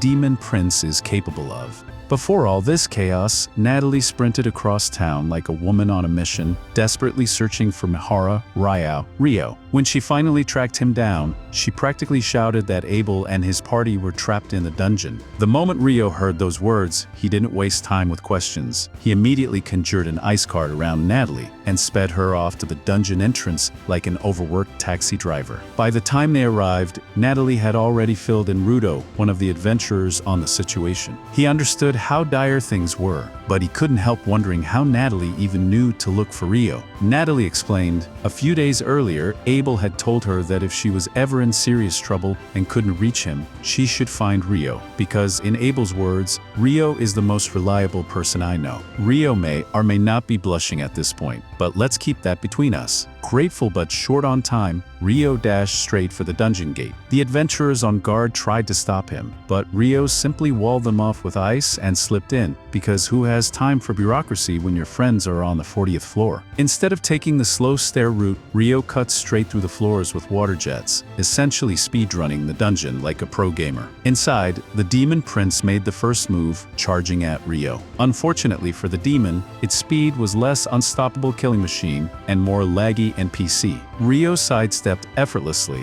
and lopped its head off in one swing. Abel and the others were stunned. Could it really be that easy? Of course not. The demon prince simply picked up its severed head and popped it back on, which must have been humiliating, like tripping in front of your crush, but way bloodier. Rio sighed, unimpressed by the regeneration trick. To prove his point, he conjured over 200 water jets and shredded the demon's body into confetti. No chance of respawning after that. With the threat gone, Abel thanked Rio, but Rio smirked and said, "Save the speeches if you really want to thank me. Dinner's on you." Fable Abel the Wallet Warrior, here we go. Then Arthur, an advisor from the Bureau of Royal Magicians, stepped up to introduce himself and thank Rio, saying they'd all be dead without him. But Rio brushed it off, insisting he just couldn't stand by while people were in danger, and wishing he had arrived sooner to prevent more casualties. Arthur, sobered, agreed and ordered preparations for collecting the fallen so they could be honored with a proper burial. Meanwhile, Abel asked Rio to help him gather magic stones from the slain demons. He wanted to use the money to support the families of those who died. Rio agreed immediately, though something nagged at him. When he first dropped through the 39th floor, he'd felt a strange barrier surrounding the 40th, but after defeating the demon prince, That barrier had vanished. Stranger still, when he probed earlier with magic, he'd sensed something unusual near the staircase. And if Ryo's instincts were right, this dungeon was about to get a whole lot weirder. The group plans to investigate the strange anomaly later, but for now, it's Magic Stone collection time. Even with all his years as a mage, Arthur admits this is the first time he's ever seen a devil's magic stone in person. No surprise, really, records on devils are basically non-existent. Since they appear out of nowhere, some scholars speculate they use space-time magic, but no one's been able to confirm that theory. Meanwhile, elsewhere in the world, the hero's party activates an altar to summon the Demon Lord. A portal opens and out steps Leonor. The hero immediately points his sword and dramatically declares, "Behold, the Demon Lord," which just leaves Leonor standing there confused, like, wait, since when did I get a promotion? Truth be told, she only showed up because she sensed some weird energy and wanted to check it out. But when she hears this guy is supposed to be a hero, she gets excited. Surely a strong opponent, or not. The moment they clash, her sword goes straight through his chest, effortlessly.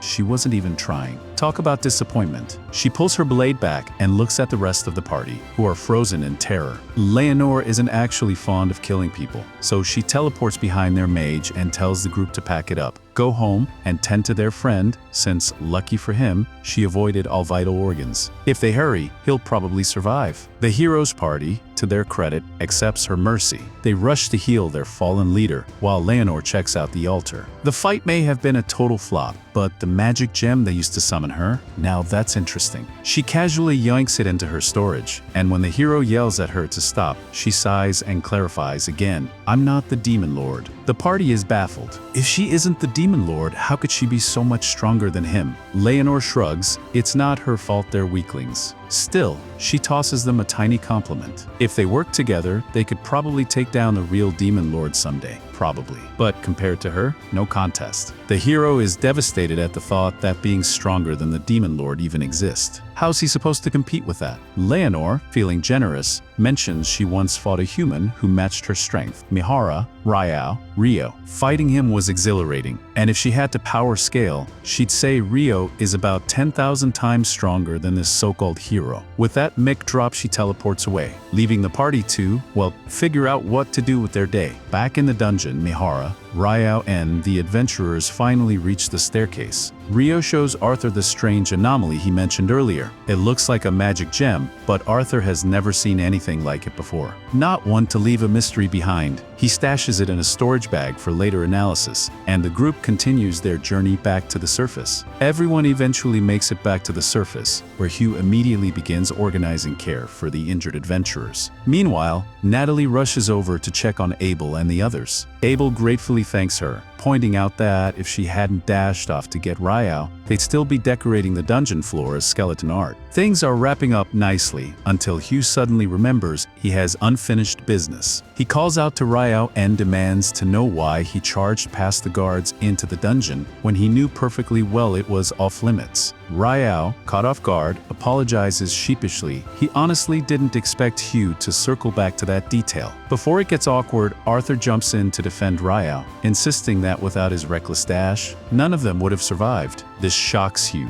who presses for an explanation, but Arthur, ever the tactician, asks him to step into a private tent before discussing it further. Once alone, Arthur spills the whole truth. Devils, the Demon Prince, near-death battles, it's basically a horror story. Hugh can barely believe what he's hearing. The appearance of devils at a time like this is beyond insane, and the fact that they survived is nothing short of miraculous. He naturally assumes Abel must have fought like a legend. While Arthur agrees Abel's performance was brilliant, he adds that even Abel was completely outclassed by the Demon Prince. It was only when Ryo showed up that things turned around. Still processing, Hugh admits he knew Ryo was gifted, but never imagined he could take on a Demon Prince solo. That's when Arthur drops the bomb. Take on isn't even the right phrase, it was a slaughter. Ryo wiped out the prince and his entire squad in seconds. The sheer level of magic he displayed was terrifying. Because of that, Arthur insists their top priority now must be keeping Ryo on the kingdom's good side. If he were ever to become their enemy, it would spell disaster. To prevent political idiots from meddling, Arthur asks Hugh to help erase all traces of Ryu's overwhelming strength from the official report. No need to give the aristocrats any dangerous ideas. The next morning, Ryo is wandering through town when a mouth-watering aroma leads him to a local restaurant famous for its curry. And what do you know? Sarah is already seated inside.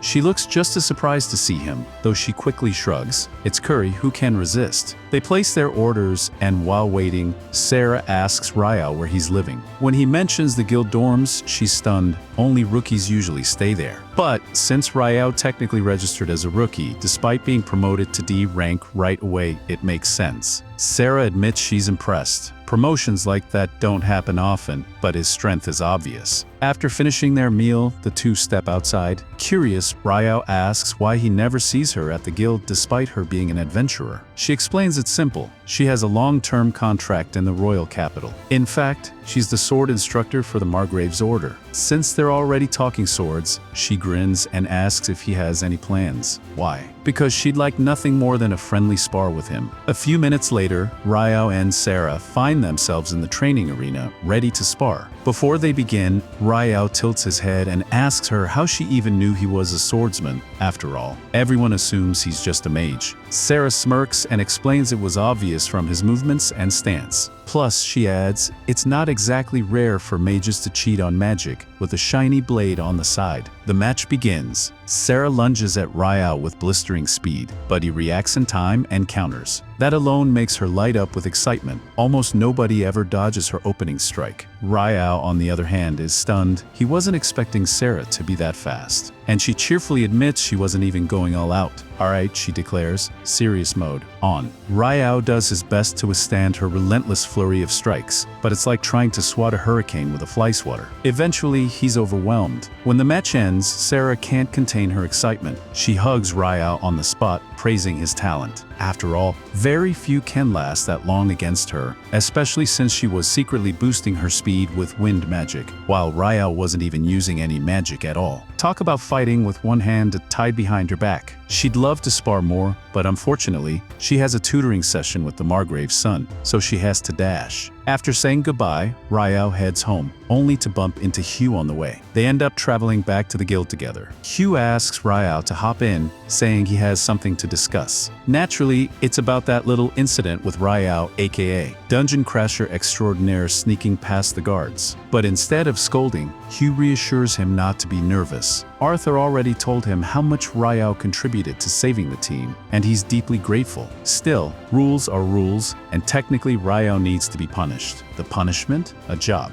Ryo blinks in confusion, since when is getting free work considered punishment? Hugh, however, just waves it off and tells him not to overthink it. His punishment is an escort mission that will take him on a round trip to the city of Whitnash. Mandatory quest disguised as punishment. Classic guild move. The next day, Nils approaches Ryo with a favor to ask. His hometown recently put out a hunting request, but it's rated for D rankers and above. Since Nils can't take it alone, he asks Ryo to form a party with him so they can accept the mission together. At first, Ryo isn't interested. Money isn't exactly his motivation. But when he hears the words goblins and skeletons, he immediately changes his mind. Why? Because in his words, this sounds like the perfect chance to bully some weak mobs. Nils doesn't fully get what that means, but he's just happy Ryo agreed. They head over to the guildmaster's office to make it official. Hugh gives them the green light, but warns that 2 other parties have already failed this mission, 1 A rank, 1 D rank. And strangely enough, it wasn't the monsters that caused the failures, it was the villagers who outright refused to cooperate. According to reports, the last group also ran into about 30 skeletons, which left them badly injured. Hugh shakes his head, still baffled how a full D rank team struggled that badly against goblins and skeletons. Still, with Ryo around, he's confident this party will be fine. Plus, Ryo still has a few days before his upcoming escort mission, so the timing works out. With permission granted, they set out immediately. After half a day of walking, the group arrives at Nils's hometown, Cat. To everyone's surprise, the locals greet Nils with warm smiles. Ryo blinks in disbelief. He had honestly assumed Nils became an adventurer because he'd been banished from his village. Nils glares and insists that's not the case. Sure, he admits he caused his fair share of childhood chaos, probably broke more windows than he could count, but banishment? Nope.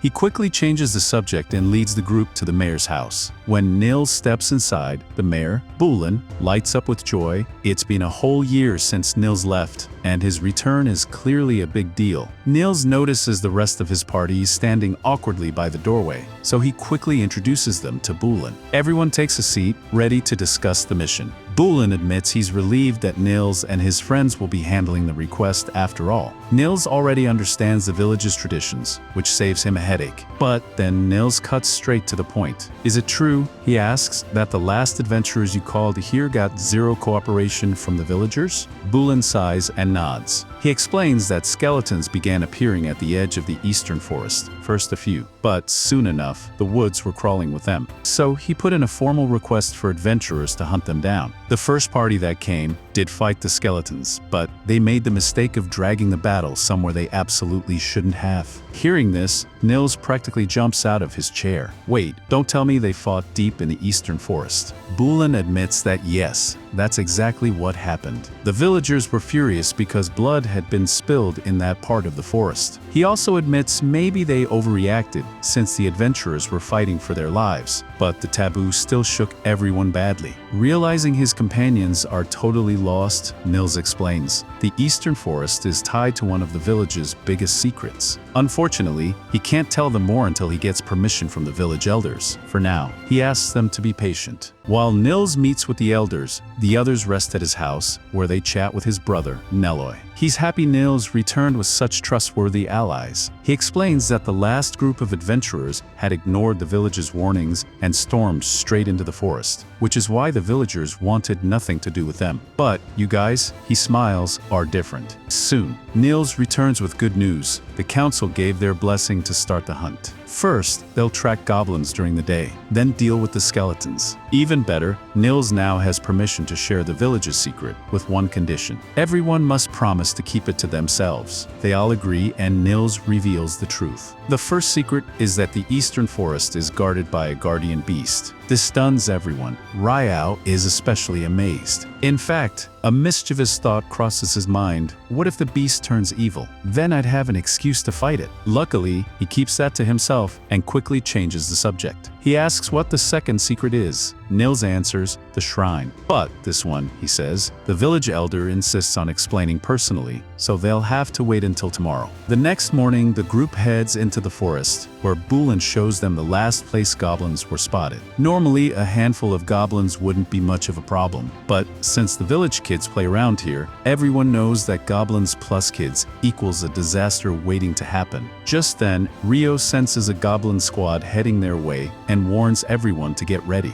There are about 10 of them, so Nils suggests killing all but one so the survivor can lead them to the nest. Rio agrees and the party hides in ambush. When the goblins come close enough, Rio casts his Ice Beam spell. From the goblin's perspective, this must have been nightmare fuel. One second you're strolling through the woods with your bros, and the next, Gob Jr. is frozen solid and gets his head popped like a snow cone. The lone survivor bolts, but Rio and the team chase it down, eventually finding the nest. The poor goblin frantically explains to the others that its squad turned into popsicles, only to end up frozen solid itself. The other goblins, upon hearing this, collectively decide, nope, and start running away. But Rio isn't in a merciful mood. He freezes the lot of them, while Nils and Ammon gleefully smash them to pieces like kids at an ice festival. When they reach the cave entrance, Nils and Ammon hear something big coming. They brace themselves, only to be horrified when a goblin general steps out. Beating this thing alone? Impossible. Luckily, they're not alone. Rio busts out a stronger ice beam, slamming the general to the ground, and asks Nils to finish the job. Honestly, having Rio on the team feels like playing on easy mode, but hey, they just killed a goblin general and its core is worth a fortune. Back in town, the group is introduced to Nasu, the village elder. She's already heard about the goblin general takedown and leads them to meet the guardian beast. Rio is hyped, expecting a big battle, but his excitement deflates when he realizes the beast isn't evil, so no boss fight today. The beast examines the boys Nasu brought for the hunting mission. Pretty standard stuff until his gaze lands on Rio. Suddenly, his whole demeanor changes. Introducing himself as Enka Enkousin, the guardian beast shocks both Nasu and Bulan, since he's never revealed his name to anyone before. Enkousin admits he usually keeps his name hidden because humans butcher the pronunciation, but with Rio, it would feel disrespectful not to share. Rio, baffled at the politeness, listens as Enkousin explains that he's part Fae, and being near Rio makes him feel, well, oddly pleasant. Rio recalls that Sarah once mentioned the Fairy King had taken a liking to him too, and wonders if he has some weird fairy attracting gene. Rio thanks Enkousin for the compliment, but the beast insists it's he who should be grateful. Meeting Rio makes him feel like he could happily live another 1,000 years. Finally, Enkousin explains their actual mission. Around 30 skeletons have gathered near the shrine, including one massive one sealed inside. He's been using his power to keep it sealed for now. After defeating all the skeletons outside the shrine, Enkousin prepares to release the big one so the group can finish the job. They march up to the shrine, and Ito doesn't waste a second. He flashes his light magic to exorcise the skeletons hanging around out front. But now comes the real fun, the monster inside. The doors creak open, and to everyone's horror and Rio's slight excitement, a gigantic, arched skeleton looms before them. And no, Enkousin wasn't exaggerating. This thing looks like it skipped leg day, but went all in on terrifying size. Rio quickly conjures icy hammers for Ammon and Nils, then signals Enkousin to release the beast. The skeleton bursts out like it's late for a concert, but Rio lays down a slick sheet of ice, sending it tumbling face first. Ammon and Nils swing away, but the skeleton soon realizes it's outmatched and starts crawling off in a last-ditch escape attempt. Too bad for him, Rio designed the ice to be slipperier than a freshly waxed dance floor. The poor bag of bones slips again, crashes down, and Nils seizes the chance, snapping its neck clean in half. With the threat handled, the group heads inside. Nasu is practically glowing with excitement. This is her first time actually stepping foot into the shrine. Inside, they find a statue of the Earth Mother Goddess, but something's off. The jewel embedded in it is cracked. It was supposed to shine brilliantly like a divine disco ball, but instead looks like it's been through hard times. Nasu quickly realizes what happened. Enkousin had sensed strange energy in the area earlier, and sure enough, the shrine was the source. That cracked jewel was leaking power, which explains the sudden monster spawns like some kind of buy one, get one free nightmare event. Nasu applies a proper seal to prevent it from happening again. With their mission finally complete, Rio and the others bid farewell to the villagers and begin their journey back to Lawn. On the road, Nils and Ito realize it's almost their one-year adventure anniversary, which means their free guild dorm stay is expiring. Time to pay rent like the rest of society. They're already considering buying a house and invite the others to join them. Ammon immediately says yes. He clearly enjoys living with Nils and Ito. Rio, however, plays it cool and says he needs time to think it over. After all, committing to roommates is almost as serious as committing to a battle strategy. Meanwhile, back in Lawn, Hugh McGrath asks Abel to fill in for him as the representative at the Whitnash Open Port Festival. Normally, Hugh would have thrown this job at Phelps, but the guy is already drowning in other duties. That leaves Abel as the unlucky, trusted replacement. Over in the Empire, news spreads that the commander of the Mage Order will also be attending the Whitnash Festival. And she won't be coming alone. Her right-hand spellslinger, the Inferno Magician, will be tagging along too. In short, the festival just got upgraded from boring speeches to possible magical fireworks show. The day of Rio's departure for Whitnash finally arrives, and by sheer coincidence, Nils, Ito, and Ammon are also assigned to escort the same merchant. Nothing like turning work into a road trip with friends. Along the way, they enjoy chatting and taking in the scenery. When they finally reach Whitnash, the merchant thanks them and explains that he'll be staying for 10 days. After his business is done, he'll need their escort for the return trip. Until then, they're free to do whatever they want, which of course means festival time. Rio and the others rush off to devour as many food stalls as they can find, probably challenging their stomachs more than any dungeon. The next morning, the Imperial convoy arrives in Whitnash as well, though things get delayed when one noble forgets his paperwork. The guards scramble to verify his identity, and in the meantime, Oscar is stuck waiting. Imagine being one of the Empire's strongest mages, only to be held hostage by someone's bad filing system. Sitting with him in the carriage, Durgan asks about the mission's true purpose. Officially, they're just here for the festival, but Oscar doubts the king would send him and the commander just to sample street food. He suspects the king might be using the opportunity to quietly deal with nobles who oppose the royal family, dirty work that Princess Fiona doesn't need to see yet. The emperor dotes on her since she's both his youngest daughter and a prodigy, but Oscar reminds himself, officially, his only job is to guard Fiona. Imperial politics. Not his problem, at least, not until it explodes in his face. That evening, a grand banquet is held, attended by Prince Conrad and Princess Fiona. Conrad apologizes to his sister for dragging her along since he knows she hates such gatherings, but she insists it's fine. Still, when he offers to handle the rest of the event without her, Fiona couldn't be happier. She bolts for bed like it's the finish line of a marathon. Her maid, Marie, helps her loosen her dress while Fiona grumbles about formal parties. She'd much rather be in the training yard swinging a sword than pretending to enjoy polite conversation. Marie gently reminds her that while Conrad may be charismatic, Fiona herself is unmatched in swordplay and magic, something worth being proud of. The next day, Rio and his group head out to enjoy more of the festival. As the parade rolls by, they spot Abel sitting nervously in the guest stands right next to Princess Fiona. The poor guy looks like he's about to faint from noble proximity. Just then, Rio notices Sarah and the rest of Abel's party, so he asks why Abel is stuck in the royal hot seat.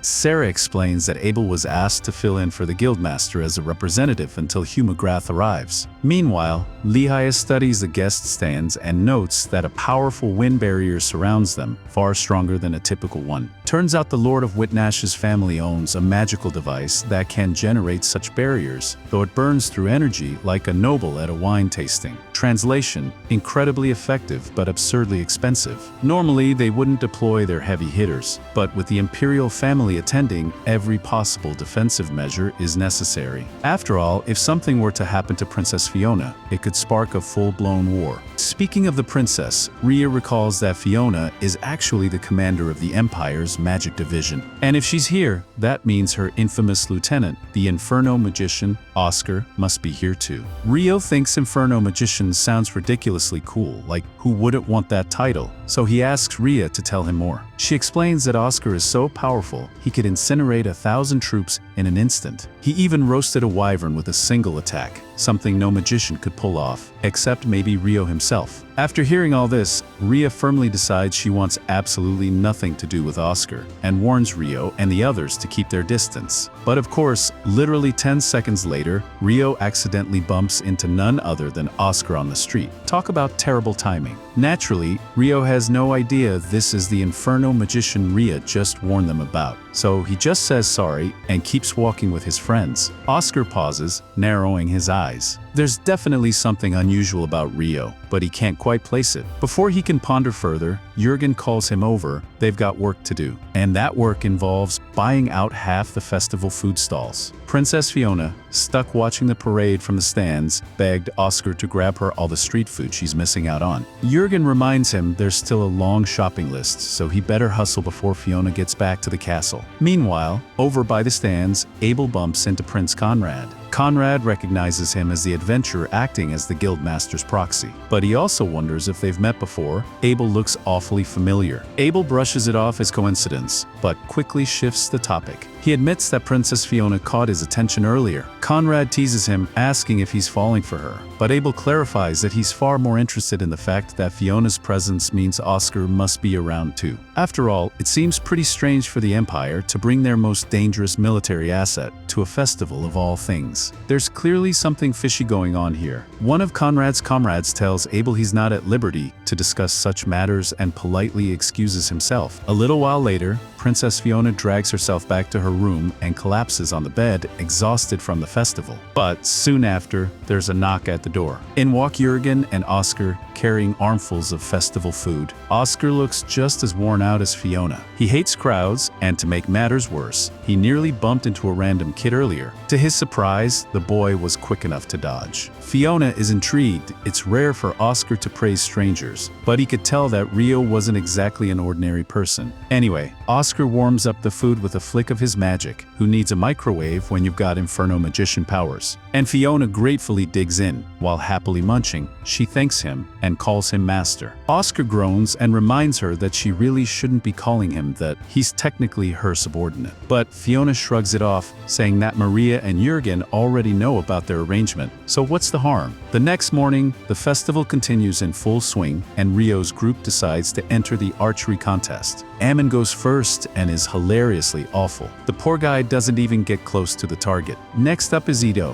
who somehow manages to be just as bad. Rio finds the whole thing pretty entertaining until he notices that Niels didn't even sign up. When asked why, Niels admits he's never touched a bow in his life, so missing the target was a guarantee. Abel, who happens to overhear, chuckles to himself. Rio scolds him for laughing, but Abel clarifies that he wasn't mocking Niels. He was just reminded of his younger self, who used to be hopeless with a bow. Then Abel steps up for his turn and immediately nails a bullseye, strutting off with a smug little grin. That grin disappears quickly, though, when he spots Ria in the crowd. He had promised to spend the day with her, but totally forgot. Let's just say she's not amused. Meanwhile, back in London, Sarah is wandering the city looking for Rio. She checks all his usual hangouts, but comes up empty, so she heads to the guild. Nina is surprised to see Sarah since she rarely comes by, and asks what's going on. Sarah explains she's been trying to find Rio all day and hopes Nina might know where he is. Nina tells her Rio is out of town on a mission. Sarah assumes that means he'll be back tomorrow, but Nina corrects her he won't return for at least a week. Sarah's heart sinks at the thought of not seeing him for so long, but she thanks Nina and leaves. Meanwhile, in Whiten, Rio is getting ready to watch the boat race. The participants, none other than Niels and Alone. Turns out Dan is at the festival too, and he and Niels still have some serious beef to grill. Things are about to get way more entertaining as the boat race kicks off. From a distance, Fiona and her group watch the spectacle. Fiona wonders aloud why there are separate races for adventurers and civilians. Maria explains that in the adventure race, competitors are actually allowed to attack each other with no penalties. It's a bit too dangerous for normal folks, though magic is still strictly forbidden. The race begins and, predictably, Niels and Dan immediately start whacking each other with their oars, completely forgetting that this is supposed to be a race, not a grudge match. Despite their antics, the two somehow maintain a lead for most of the course until both of them snap their oars in the final stretch. Not wanting to give up, they steal the oars from their crewmates and continue clobbering each other. Naturally, those oars break too, and the two devolve into full-on fistfighting while the rest of the competitors sail happily past them. Eventually, their little brawl capsizes both boats. They lose the race, but hey,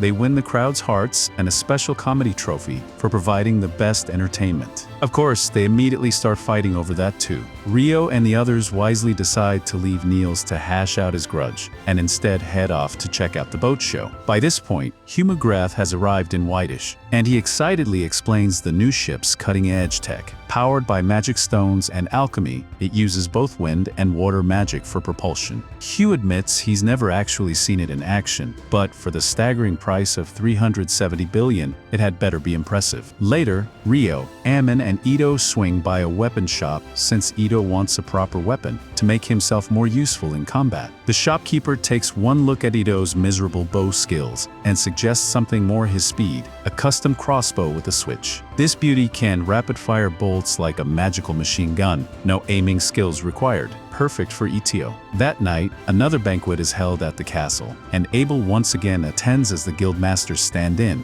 He's uneasy without his weapons, but with the barrier up, he figures it'll be fine. Unfortunately, in the barrier control room, one of the technicians notices something is seriously wrong with the artifact powering it. The entire defense system is on the verge of collapse. He rushes to report the issue, but before he can, a mysterious group ambushes him. Moments later, the barrier drops, and the banquet is suddenly under attack. We get a flashback into Oscar's childhood, and honestly, by anime standards, he had it pretty good. He spent his days studying under the village blacksmith who treated him well. His dad never pulled the classic anime move of going out to buy milk and never coming back. and his mom wasn't suffering from some incurable illness. That alone basically makes his backstory legendary. Of course, Oscar was born with bright-colored hair and fire magic, which screams main character energy. A little later, Oscar and the blacksmith finish a batch of swords, all of which turn out great. Oscar beams with pride. Just then, his father passes by and asks the blacksmith how things are going. The blacksmith sings nothing but praise, saying the forging process has become way more efficient thanks to Oscar's precise control of the furnace heat. As a reward, the blacksmith hands him a gift, a lightweight sword, specially forged so a child could use it, perfect as a practice weapon, basically the kiddie menu version of a real blade. A few days later, the villagers go out hunting. After pelting a wild boar with what feels like a dozen quivers worth of arrows, it finally drops. Everyone cheers, giving Oscar credit for landing a few solid hits, even though it's his first real hunt. That night, the whole village throws a feast. Spirits are high, but anime law dictates that happiness is never allowed to last long. Sure enough, word spreads that bandits have been lurking around for days. Their numbers? About 50. For a village this size, that's less manageable skirmish, and more oh no,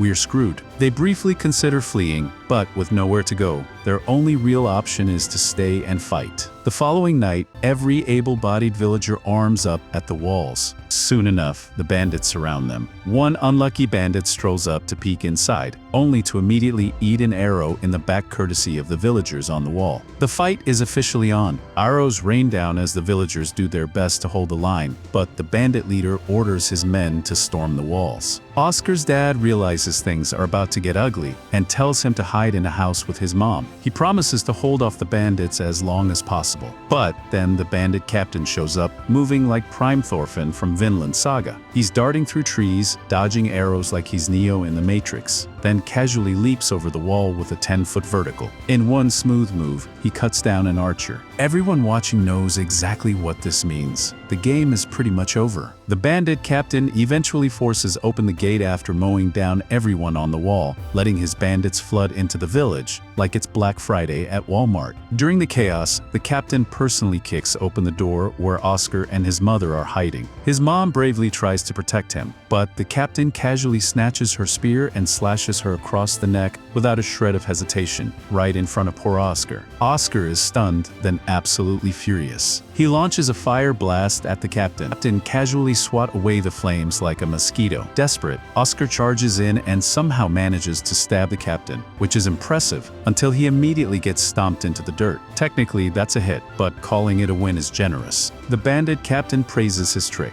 then says Oscar's luck has run out. Just before the finishing blow though, Oscar's dad bursts in like the ultimate anime dad. He checks if Oscar is okay, but then notices his wife's lifeless body on the ground. That's enough to trigger instant rage mode, and he charges at the captain. Unfortunately, Dad isn't even in the same league as the captain, Boscona. The captain literally toys with him. To add insult to injury, Boscona taunts him into stepping outside, where he is instantly shot full of arrows and stabbed through the chest. Oscar is forced to watch both his parents die in front of him. Talk about trauma speedrun. One of the bandits then rushes over to tell Boscona they need to leave, because a pack of wolves is headed their way. Boscona would love to finish Oscar off, but he doesn't have time. So, he just leaves the kid behind with nothing but grief and emotional damage. Moments later, the blacksmith finds Oscar. And yes, we're just going to pretend that random background woman isn't still chilling there doing absolutely nothing. Ma'am, please evacuate or at least look stressed. The blacksmith urges Oscar to leave before the wolves arrive, but Oscar, broken and hopeless, says he doesn't see a point in living without his parents. The blacksmith insists he has to survive because his parents would have wanted him to.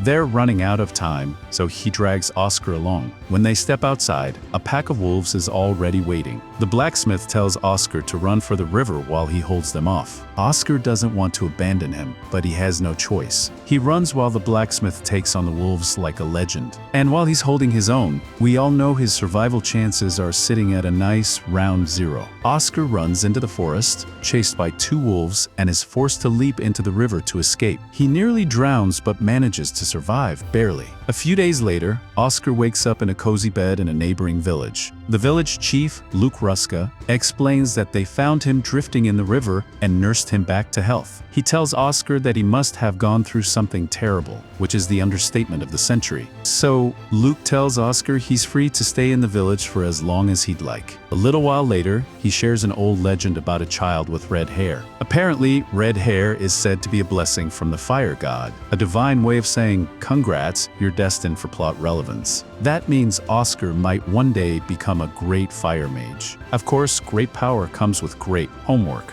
Since Oscar will be living here, Luke tells him he has to attend school.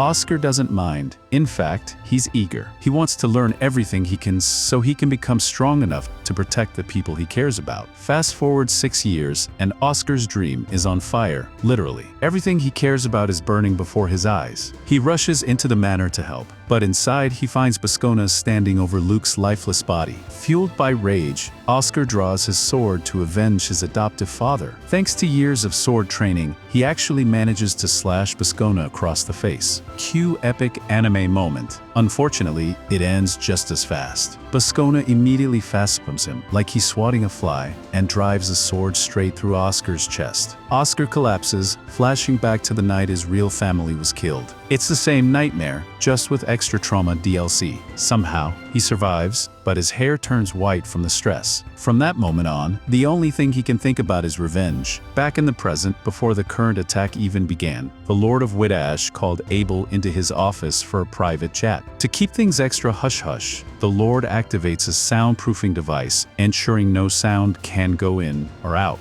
Abel thinks it's a bit overkill, like using a sledgehammer to crack a nut, but shrugs it off. The Lord explains he's thinking about starting a training course for beginner adventurers in Whitnash, similar to the ones in Lawn. Abel lights up at the idea. He's a big fan of adventurer training programs. After all, teaching rookies how not to die 101 has skyrocketed survival rates. The Lord suggests sending Whitnash's future instructors to Lawn for a crash course in proper training methods. Abel thinks it's a brilliant plan, but here's the thing. If all the Lord wanted to discuss was a training course, why the heavy-duty soundproofing? It's almost like he doesn't want Abel hearing the chaos erupting outside, so he can't rush in to help. Suspicious much. Meanwhile, out in the city, Oscar and his group are eating dinner at a food stall. Well, they are. Oscar refuses to eat a bite. He insists on staying in peak condition, just in case he needs to swoop in and save Fiona. Because nothing says I'm ready for battle like fighting on an empty stomach. Kind of dumb for Oscar to be all the way out here if he's so worried about Fiona being in danger. But the others brush it off, saying there's no reason to be concerned. After all, the party venue is protected by a powerful wind barrier. I mean, it's not like some mysterious group could have secretly disabled the barrier and started massacring everyone at the event, right? Oh wait, that's exactly what's happening. The garden is engulfed in flames as nobles are slaughtered left and right. Fiona manages to survive the initial blast, but she's rattled, unsure who would dare launch such an attack. Then it hits her. Her brother Conrad must have been caught in the blast. She frantically searches until she finds him buried under rubble, injured but alive. She throws up a shield and begins healing him with magic. Halfway through, Conrad regains consciousness. Though still battered, he tells her to stop healing for now. He appreciates her efforts, but they're both in immediate danger, and she should conserve her magic. He insists he can move on his own now. Classic, I'm fine, it's just a scratch energy. All around them, nobles are being slaughtered with terrifying efficiency. Conrad notices that no one has escaped to call for help, which means the attackers must have locked the entire place down. He asks Fiona if there's any way to contact Oscar and the others. She hesitates. They do have a distress signal, but firing it might reveal their position. Conrad says it's a risk they have to take because backup is their only hope. So, Fiona raises her hand and launches a magical flare into the sky. Oscar and his group immediately recognize it as a distress signal and sprint toward the party to save her. Meanwhile, Rio sees it too, and just assumes it's a random fireworks show. Good job, Rio. Fiona feels certain that Oscar is on his way, and Conrad is reassured as well. Once Oscar arrives, things should be fine. Until then, though, they have to survive. Conrad steels himself, asks Fiona if she's ready, and as assassins rush toward them, he uses earth magic to impale them from below. Fiona follows up with a burst of fire magic, burning the last attacker to ash. But before they can catch their breath, they hear someone chanting. The sound is eerie, echoing, but the caster is nowhere in sight. Conrad quickly tells Fiona to raise a sanctuary shield. Moments later, a devastating bullet rain spell crashes down. Her shield barely holds against the storm of magic, but the hidden caster immediately starts preparing another incantation. This time, Conrad hears a mix of earth and fire magic, but he can't pinpoint what's coming or how to defend. Then Fiona notices the ground beneath Conrad's feet glowing red. She realizes a split second too late exactly what's about to happen. So Fiona sees the glowing ground beneath Conrad's feet and, without hesitating, shoves him out of the way. Unfortunately, this heroic move costs her dearly. Oscar arrives just in time to witness her body being blasted off the cliff and sent flying. Cue the trauma montage. Oscar flashes back to every moment he's lost someone dear to him. But this time, he refuses to let Fiona join the tragic backstory club. Fueled by determination and maybe a little protagonist rage, he dashes down the mountain in pursuit. Meanwhile, at the bottom of the cliff, Amon, Nils, and Ito are chilling by the water, minding their own business. Suddenly, they see Fiona falling out of the sky. Nils rushes forward to catch her, and I swear the physics engine glitched, because there's no way an E rank like him should be pulling off a Superman save from that height without shattering every bone in his body. But hey, anime logic. Moments later, two assassins appear, intent on finishing Fiona off. Against all odds and the entire concept of power scaling, the boys actually managed to take them down despite all being E rank. Plot armor was clearly on sale that day. Just then, Oscar arrives on the scene, but from his perspective, all he sees is a group of suspicious-looking strangers hovering over Princess Fiona's unconscious body. Naturally, his first instinct? Barbecue them. Back at the mansion, Abel has just returned from his meeting with the Lord, only to walk straight into total chaos. It's a classic leave for 5 minutes and everything's on fire situation. He eventually spots Conrad, rushes over, and gets the full rundown of what happened. Conrad, clearly exhausted, tells him to check on Fiona to make sure she's okay. Meanwhile, down on the beach, a massive misunderstanding is brewing, the kind that could have been solved in 10 seconds if Oscar had just asked, "Hey guys, what's going on here?" But no, he skips the talking part and goes straight for the boom. Oscar fires a blast at the ground, forcing Ito to throw up his sanctuary shield to block it. The blast is way stronger than anything Ito's dealt with before, and it nearly knocks the wind out of him. But Oscar's not done yet. He demands that everyone step away from Fiona immediately. The group, however, now sees him as a trigger-happy maniac with too much magic power and not enough chill. So naturally, they refuse to hand her over. Oscar responds with another explosive attack. Ito, running on fumes, tries to protect everyone again, but the shield breaks, and all three of them are injured. Ito is down for the count, while Amon and Nils are still standing, ready to fight to the death for Fiona.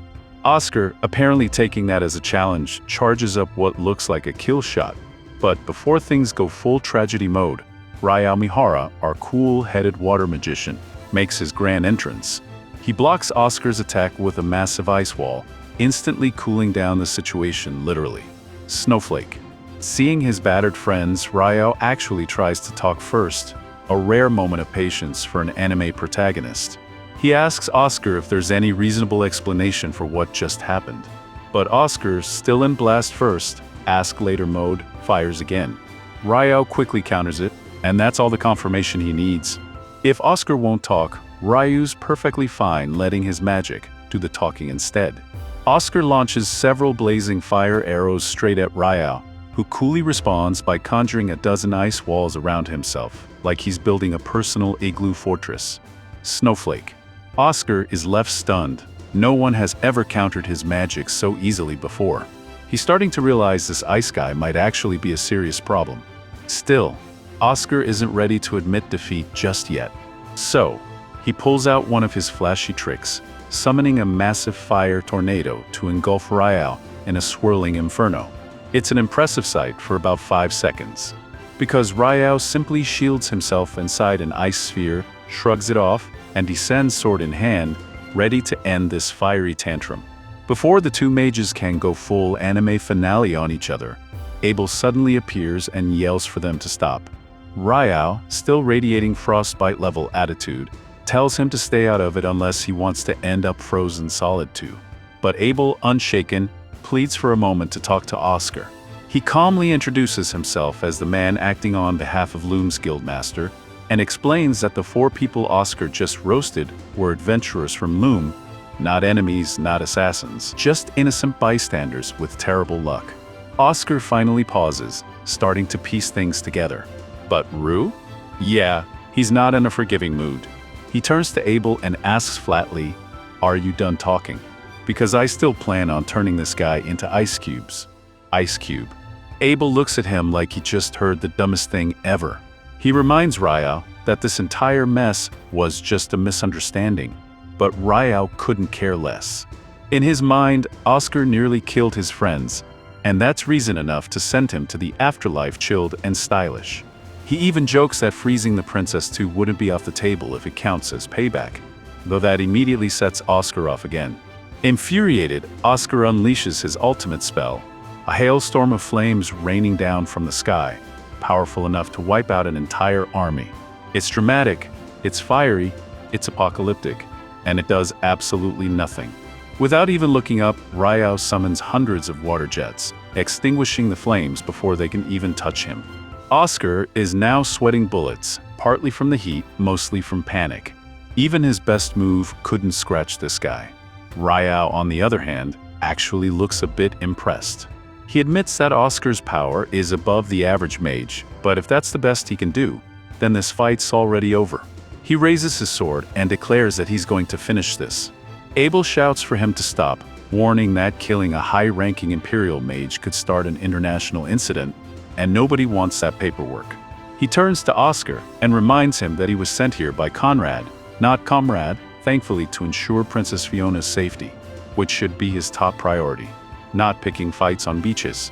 Oscar finally admits that, yeah, maybe he overreacted just a little, but that doesn't change the fact that Ryo still looks ready to stab him through his fancy robes.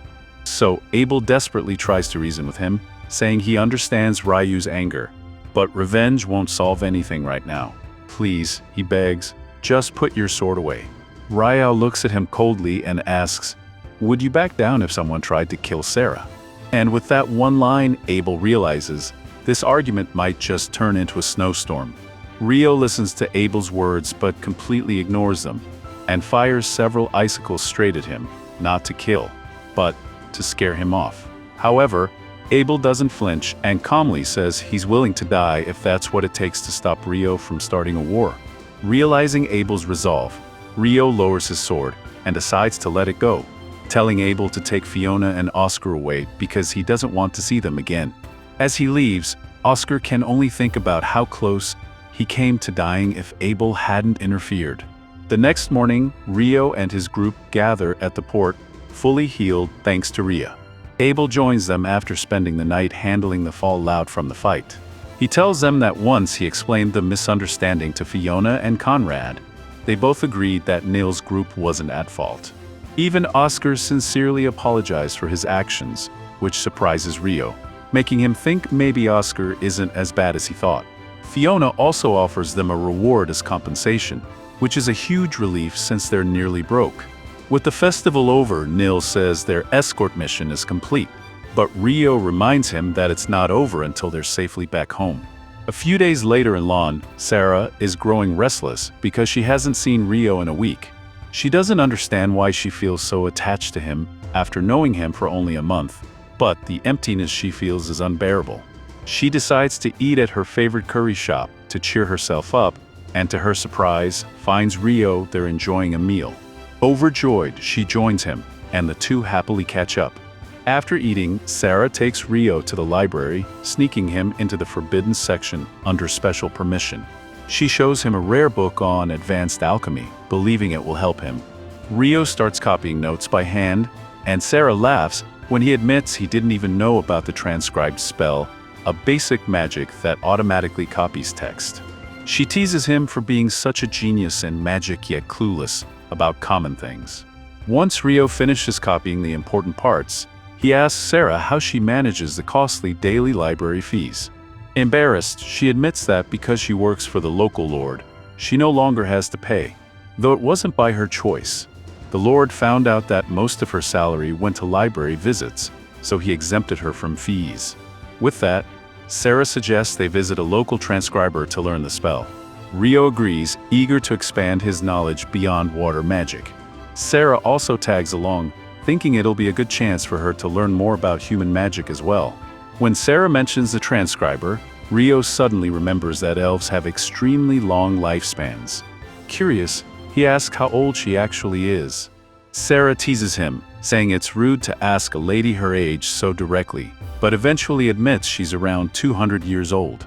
Rio is stunned, saying she still looks beautiful for someone who's lived 2 centuries. Hearing him call her pretty makes Sarah blush softly.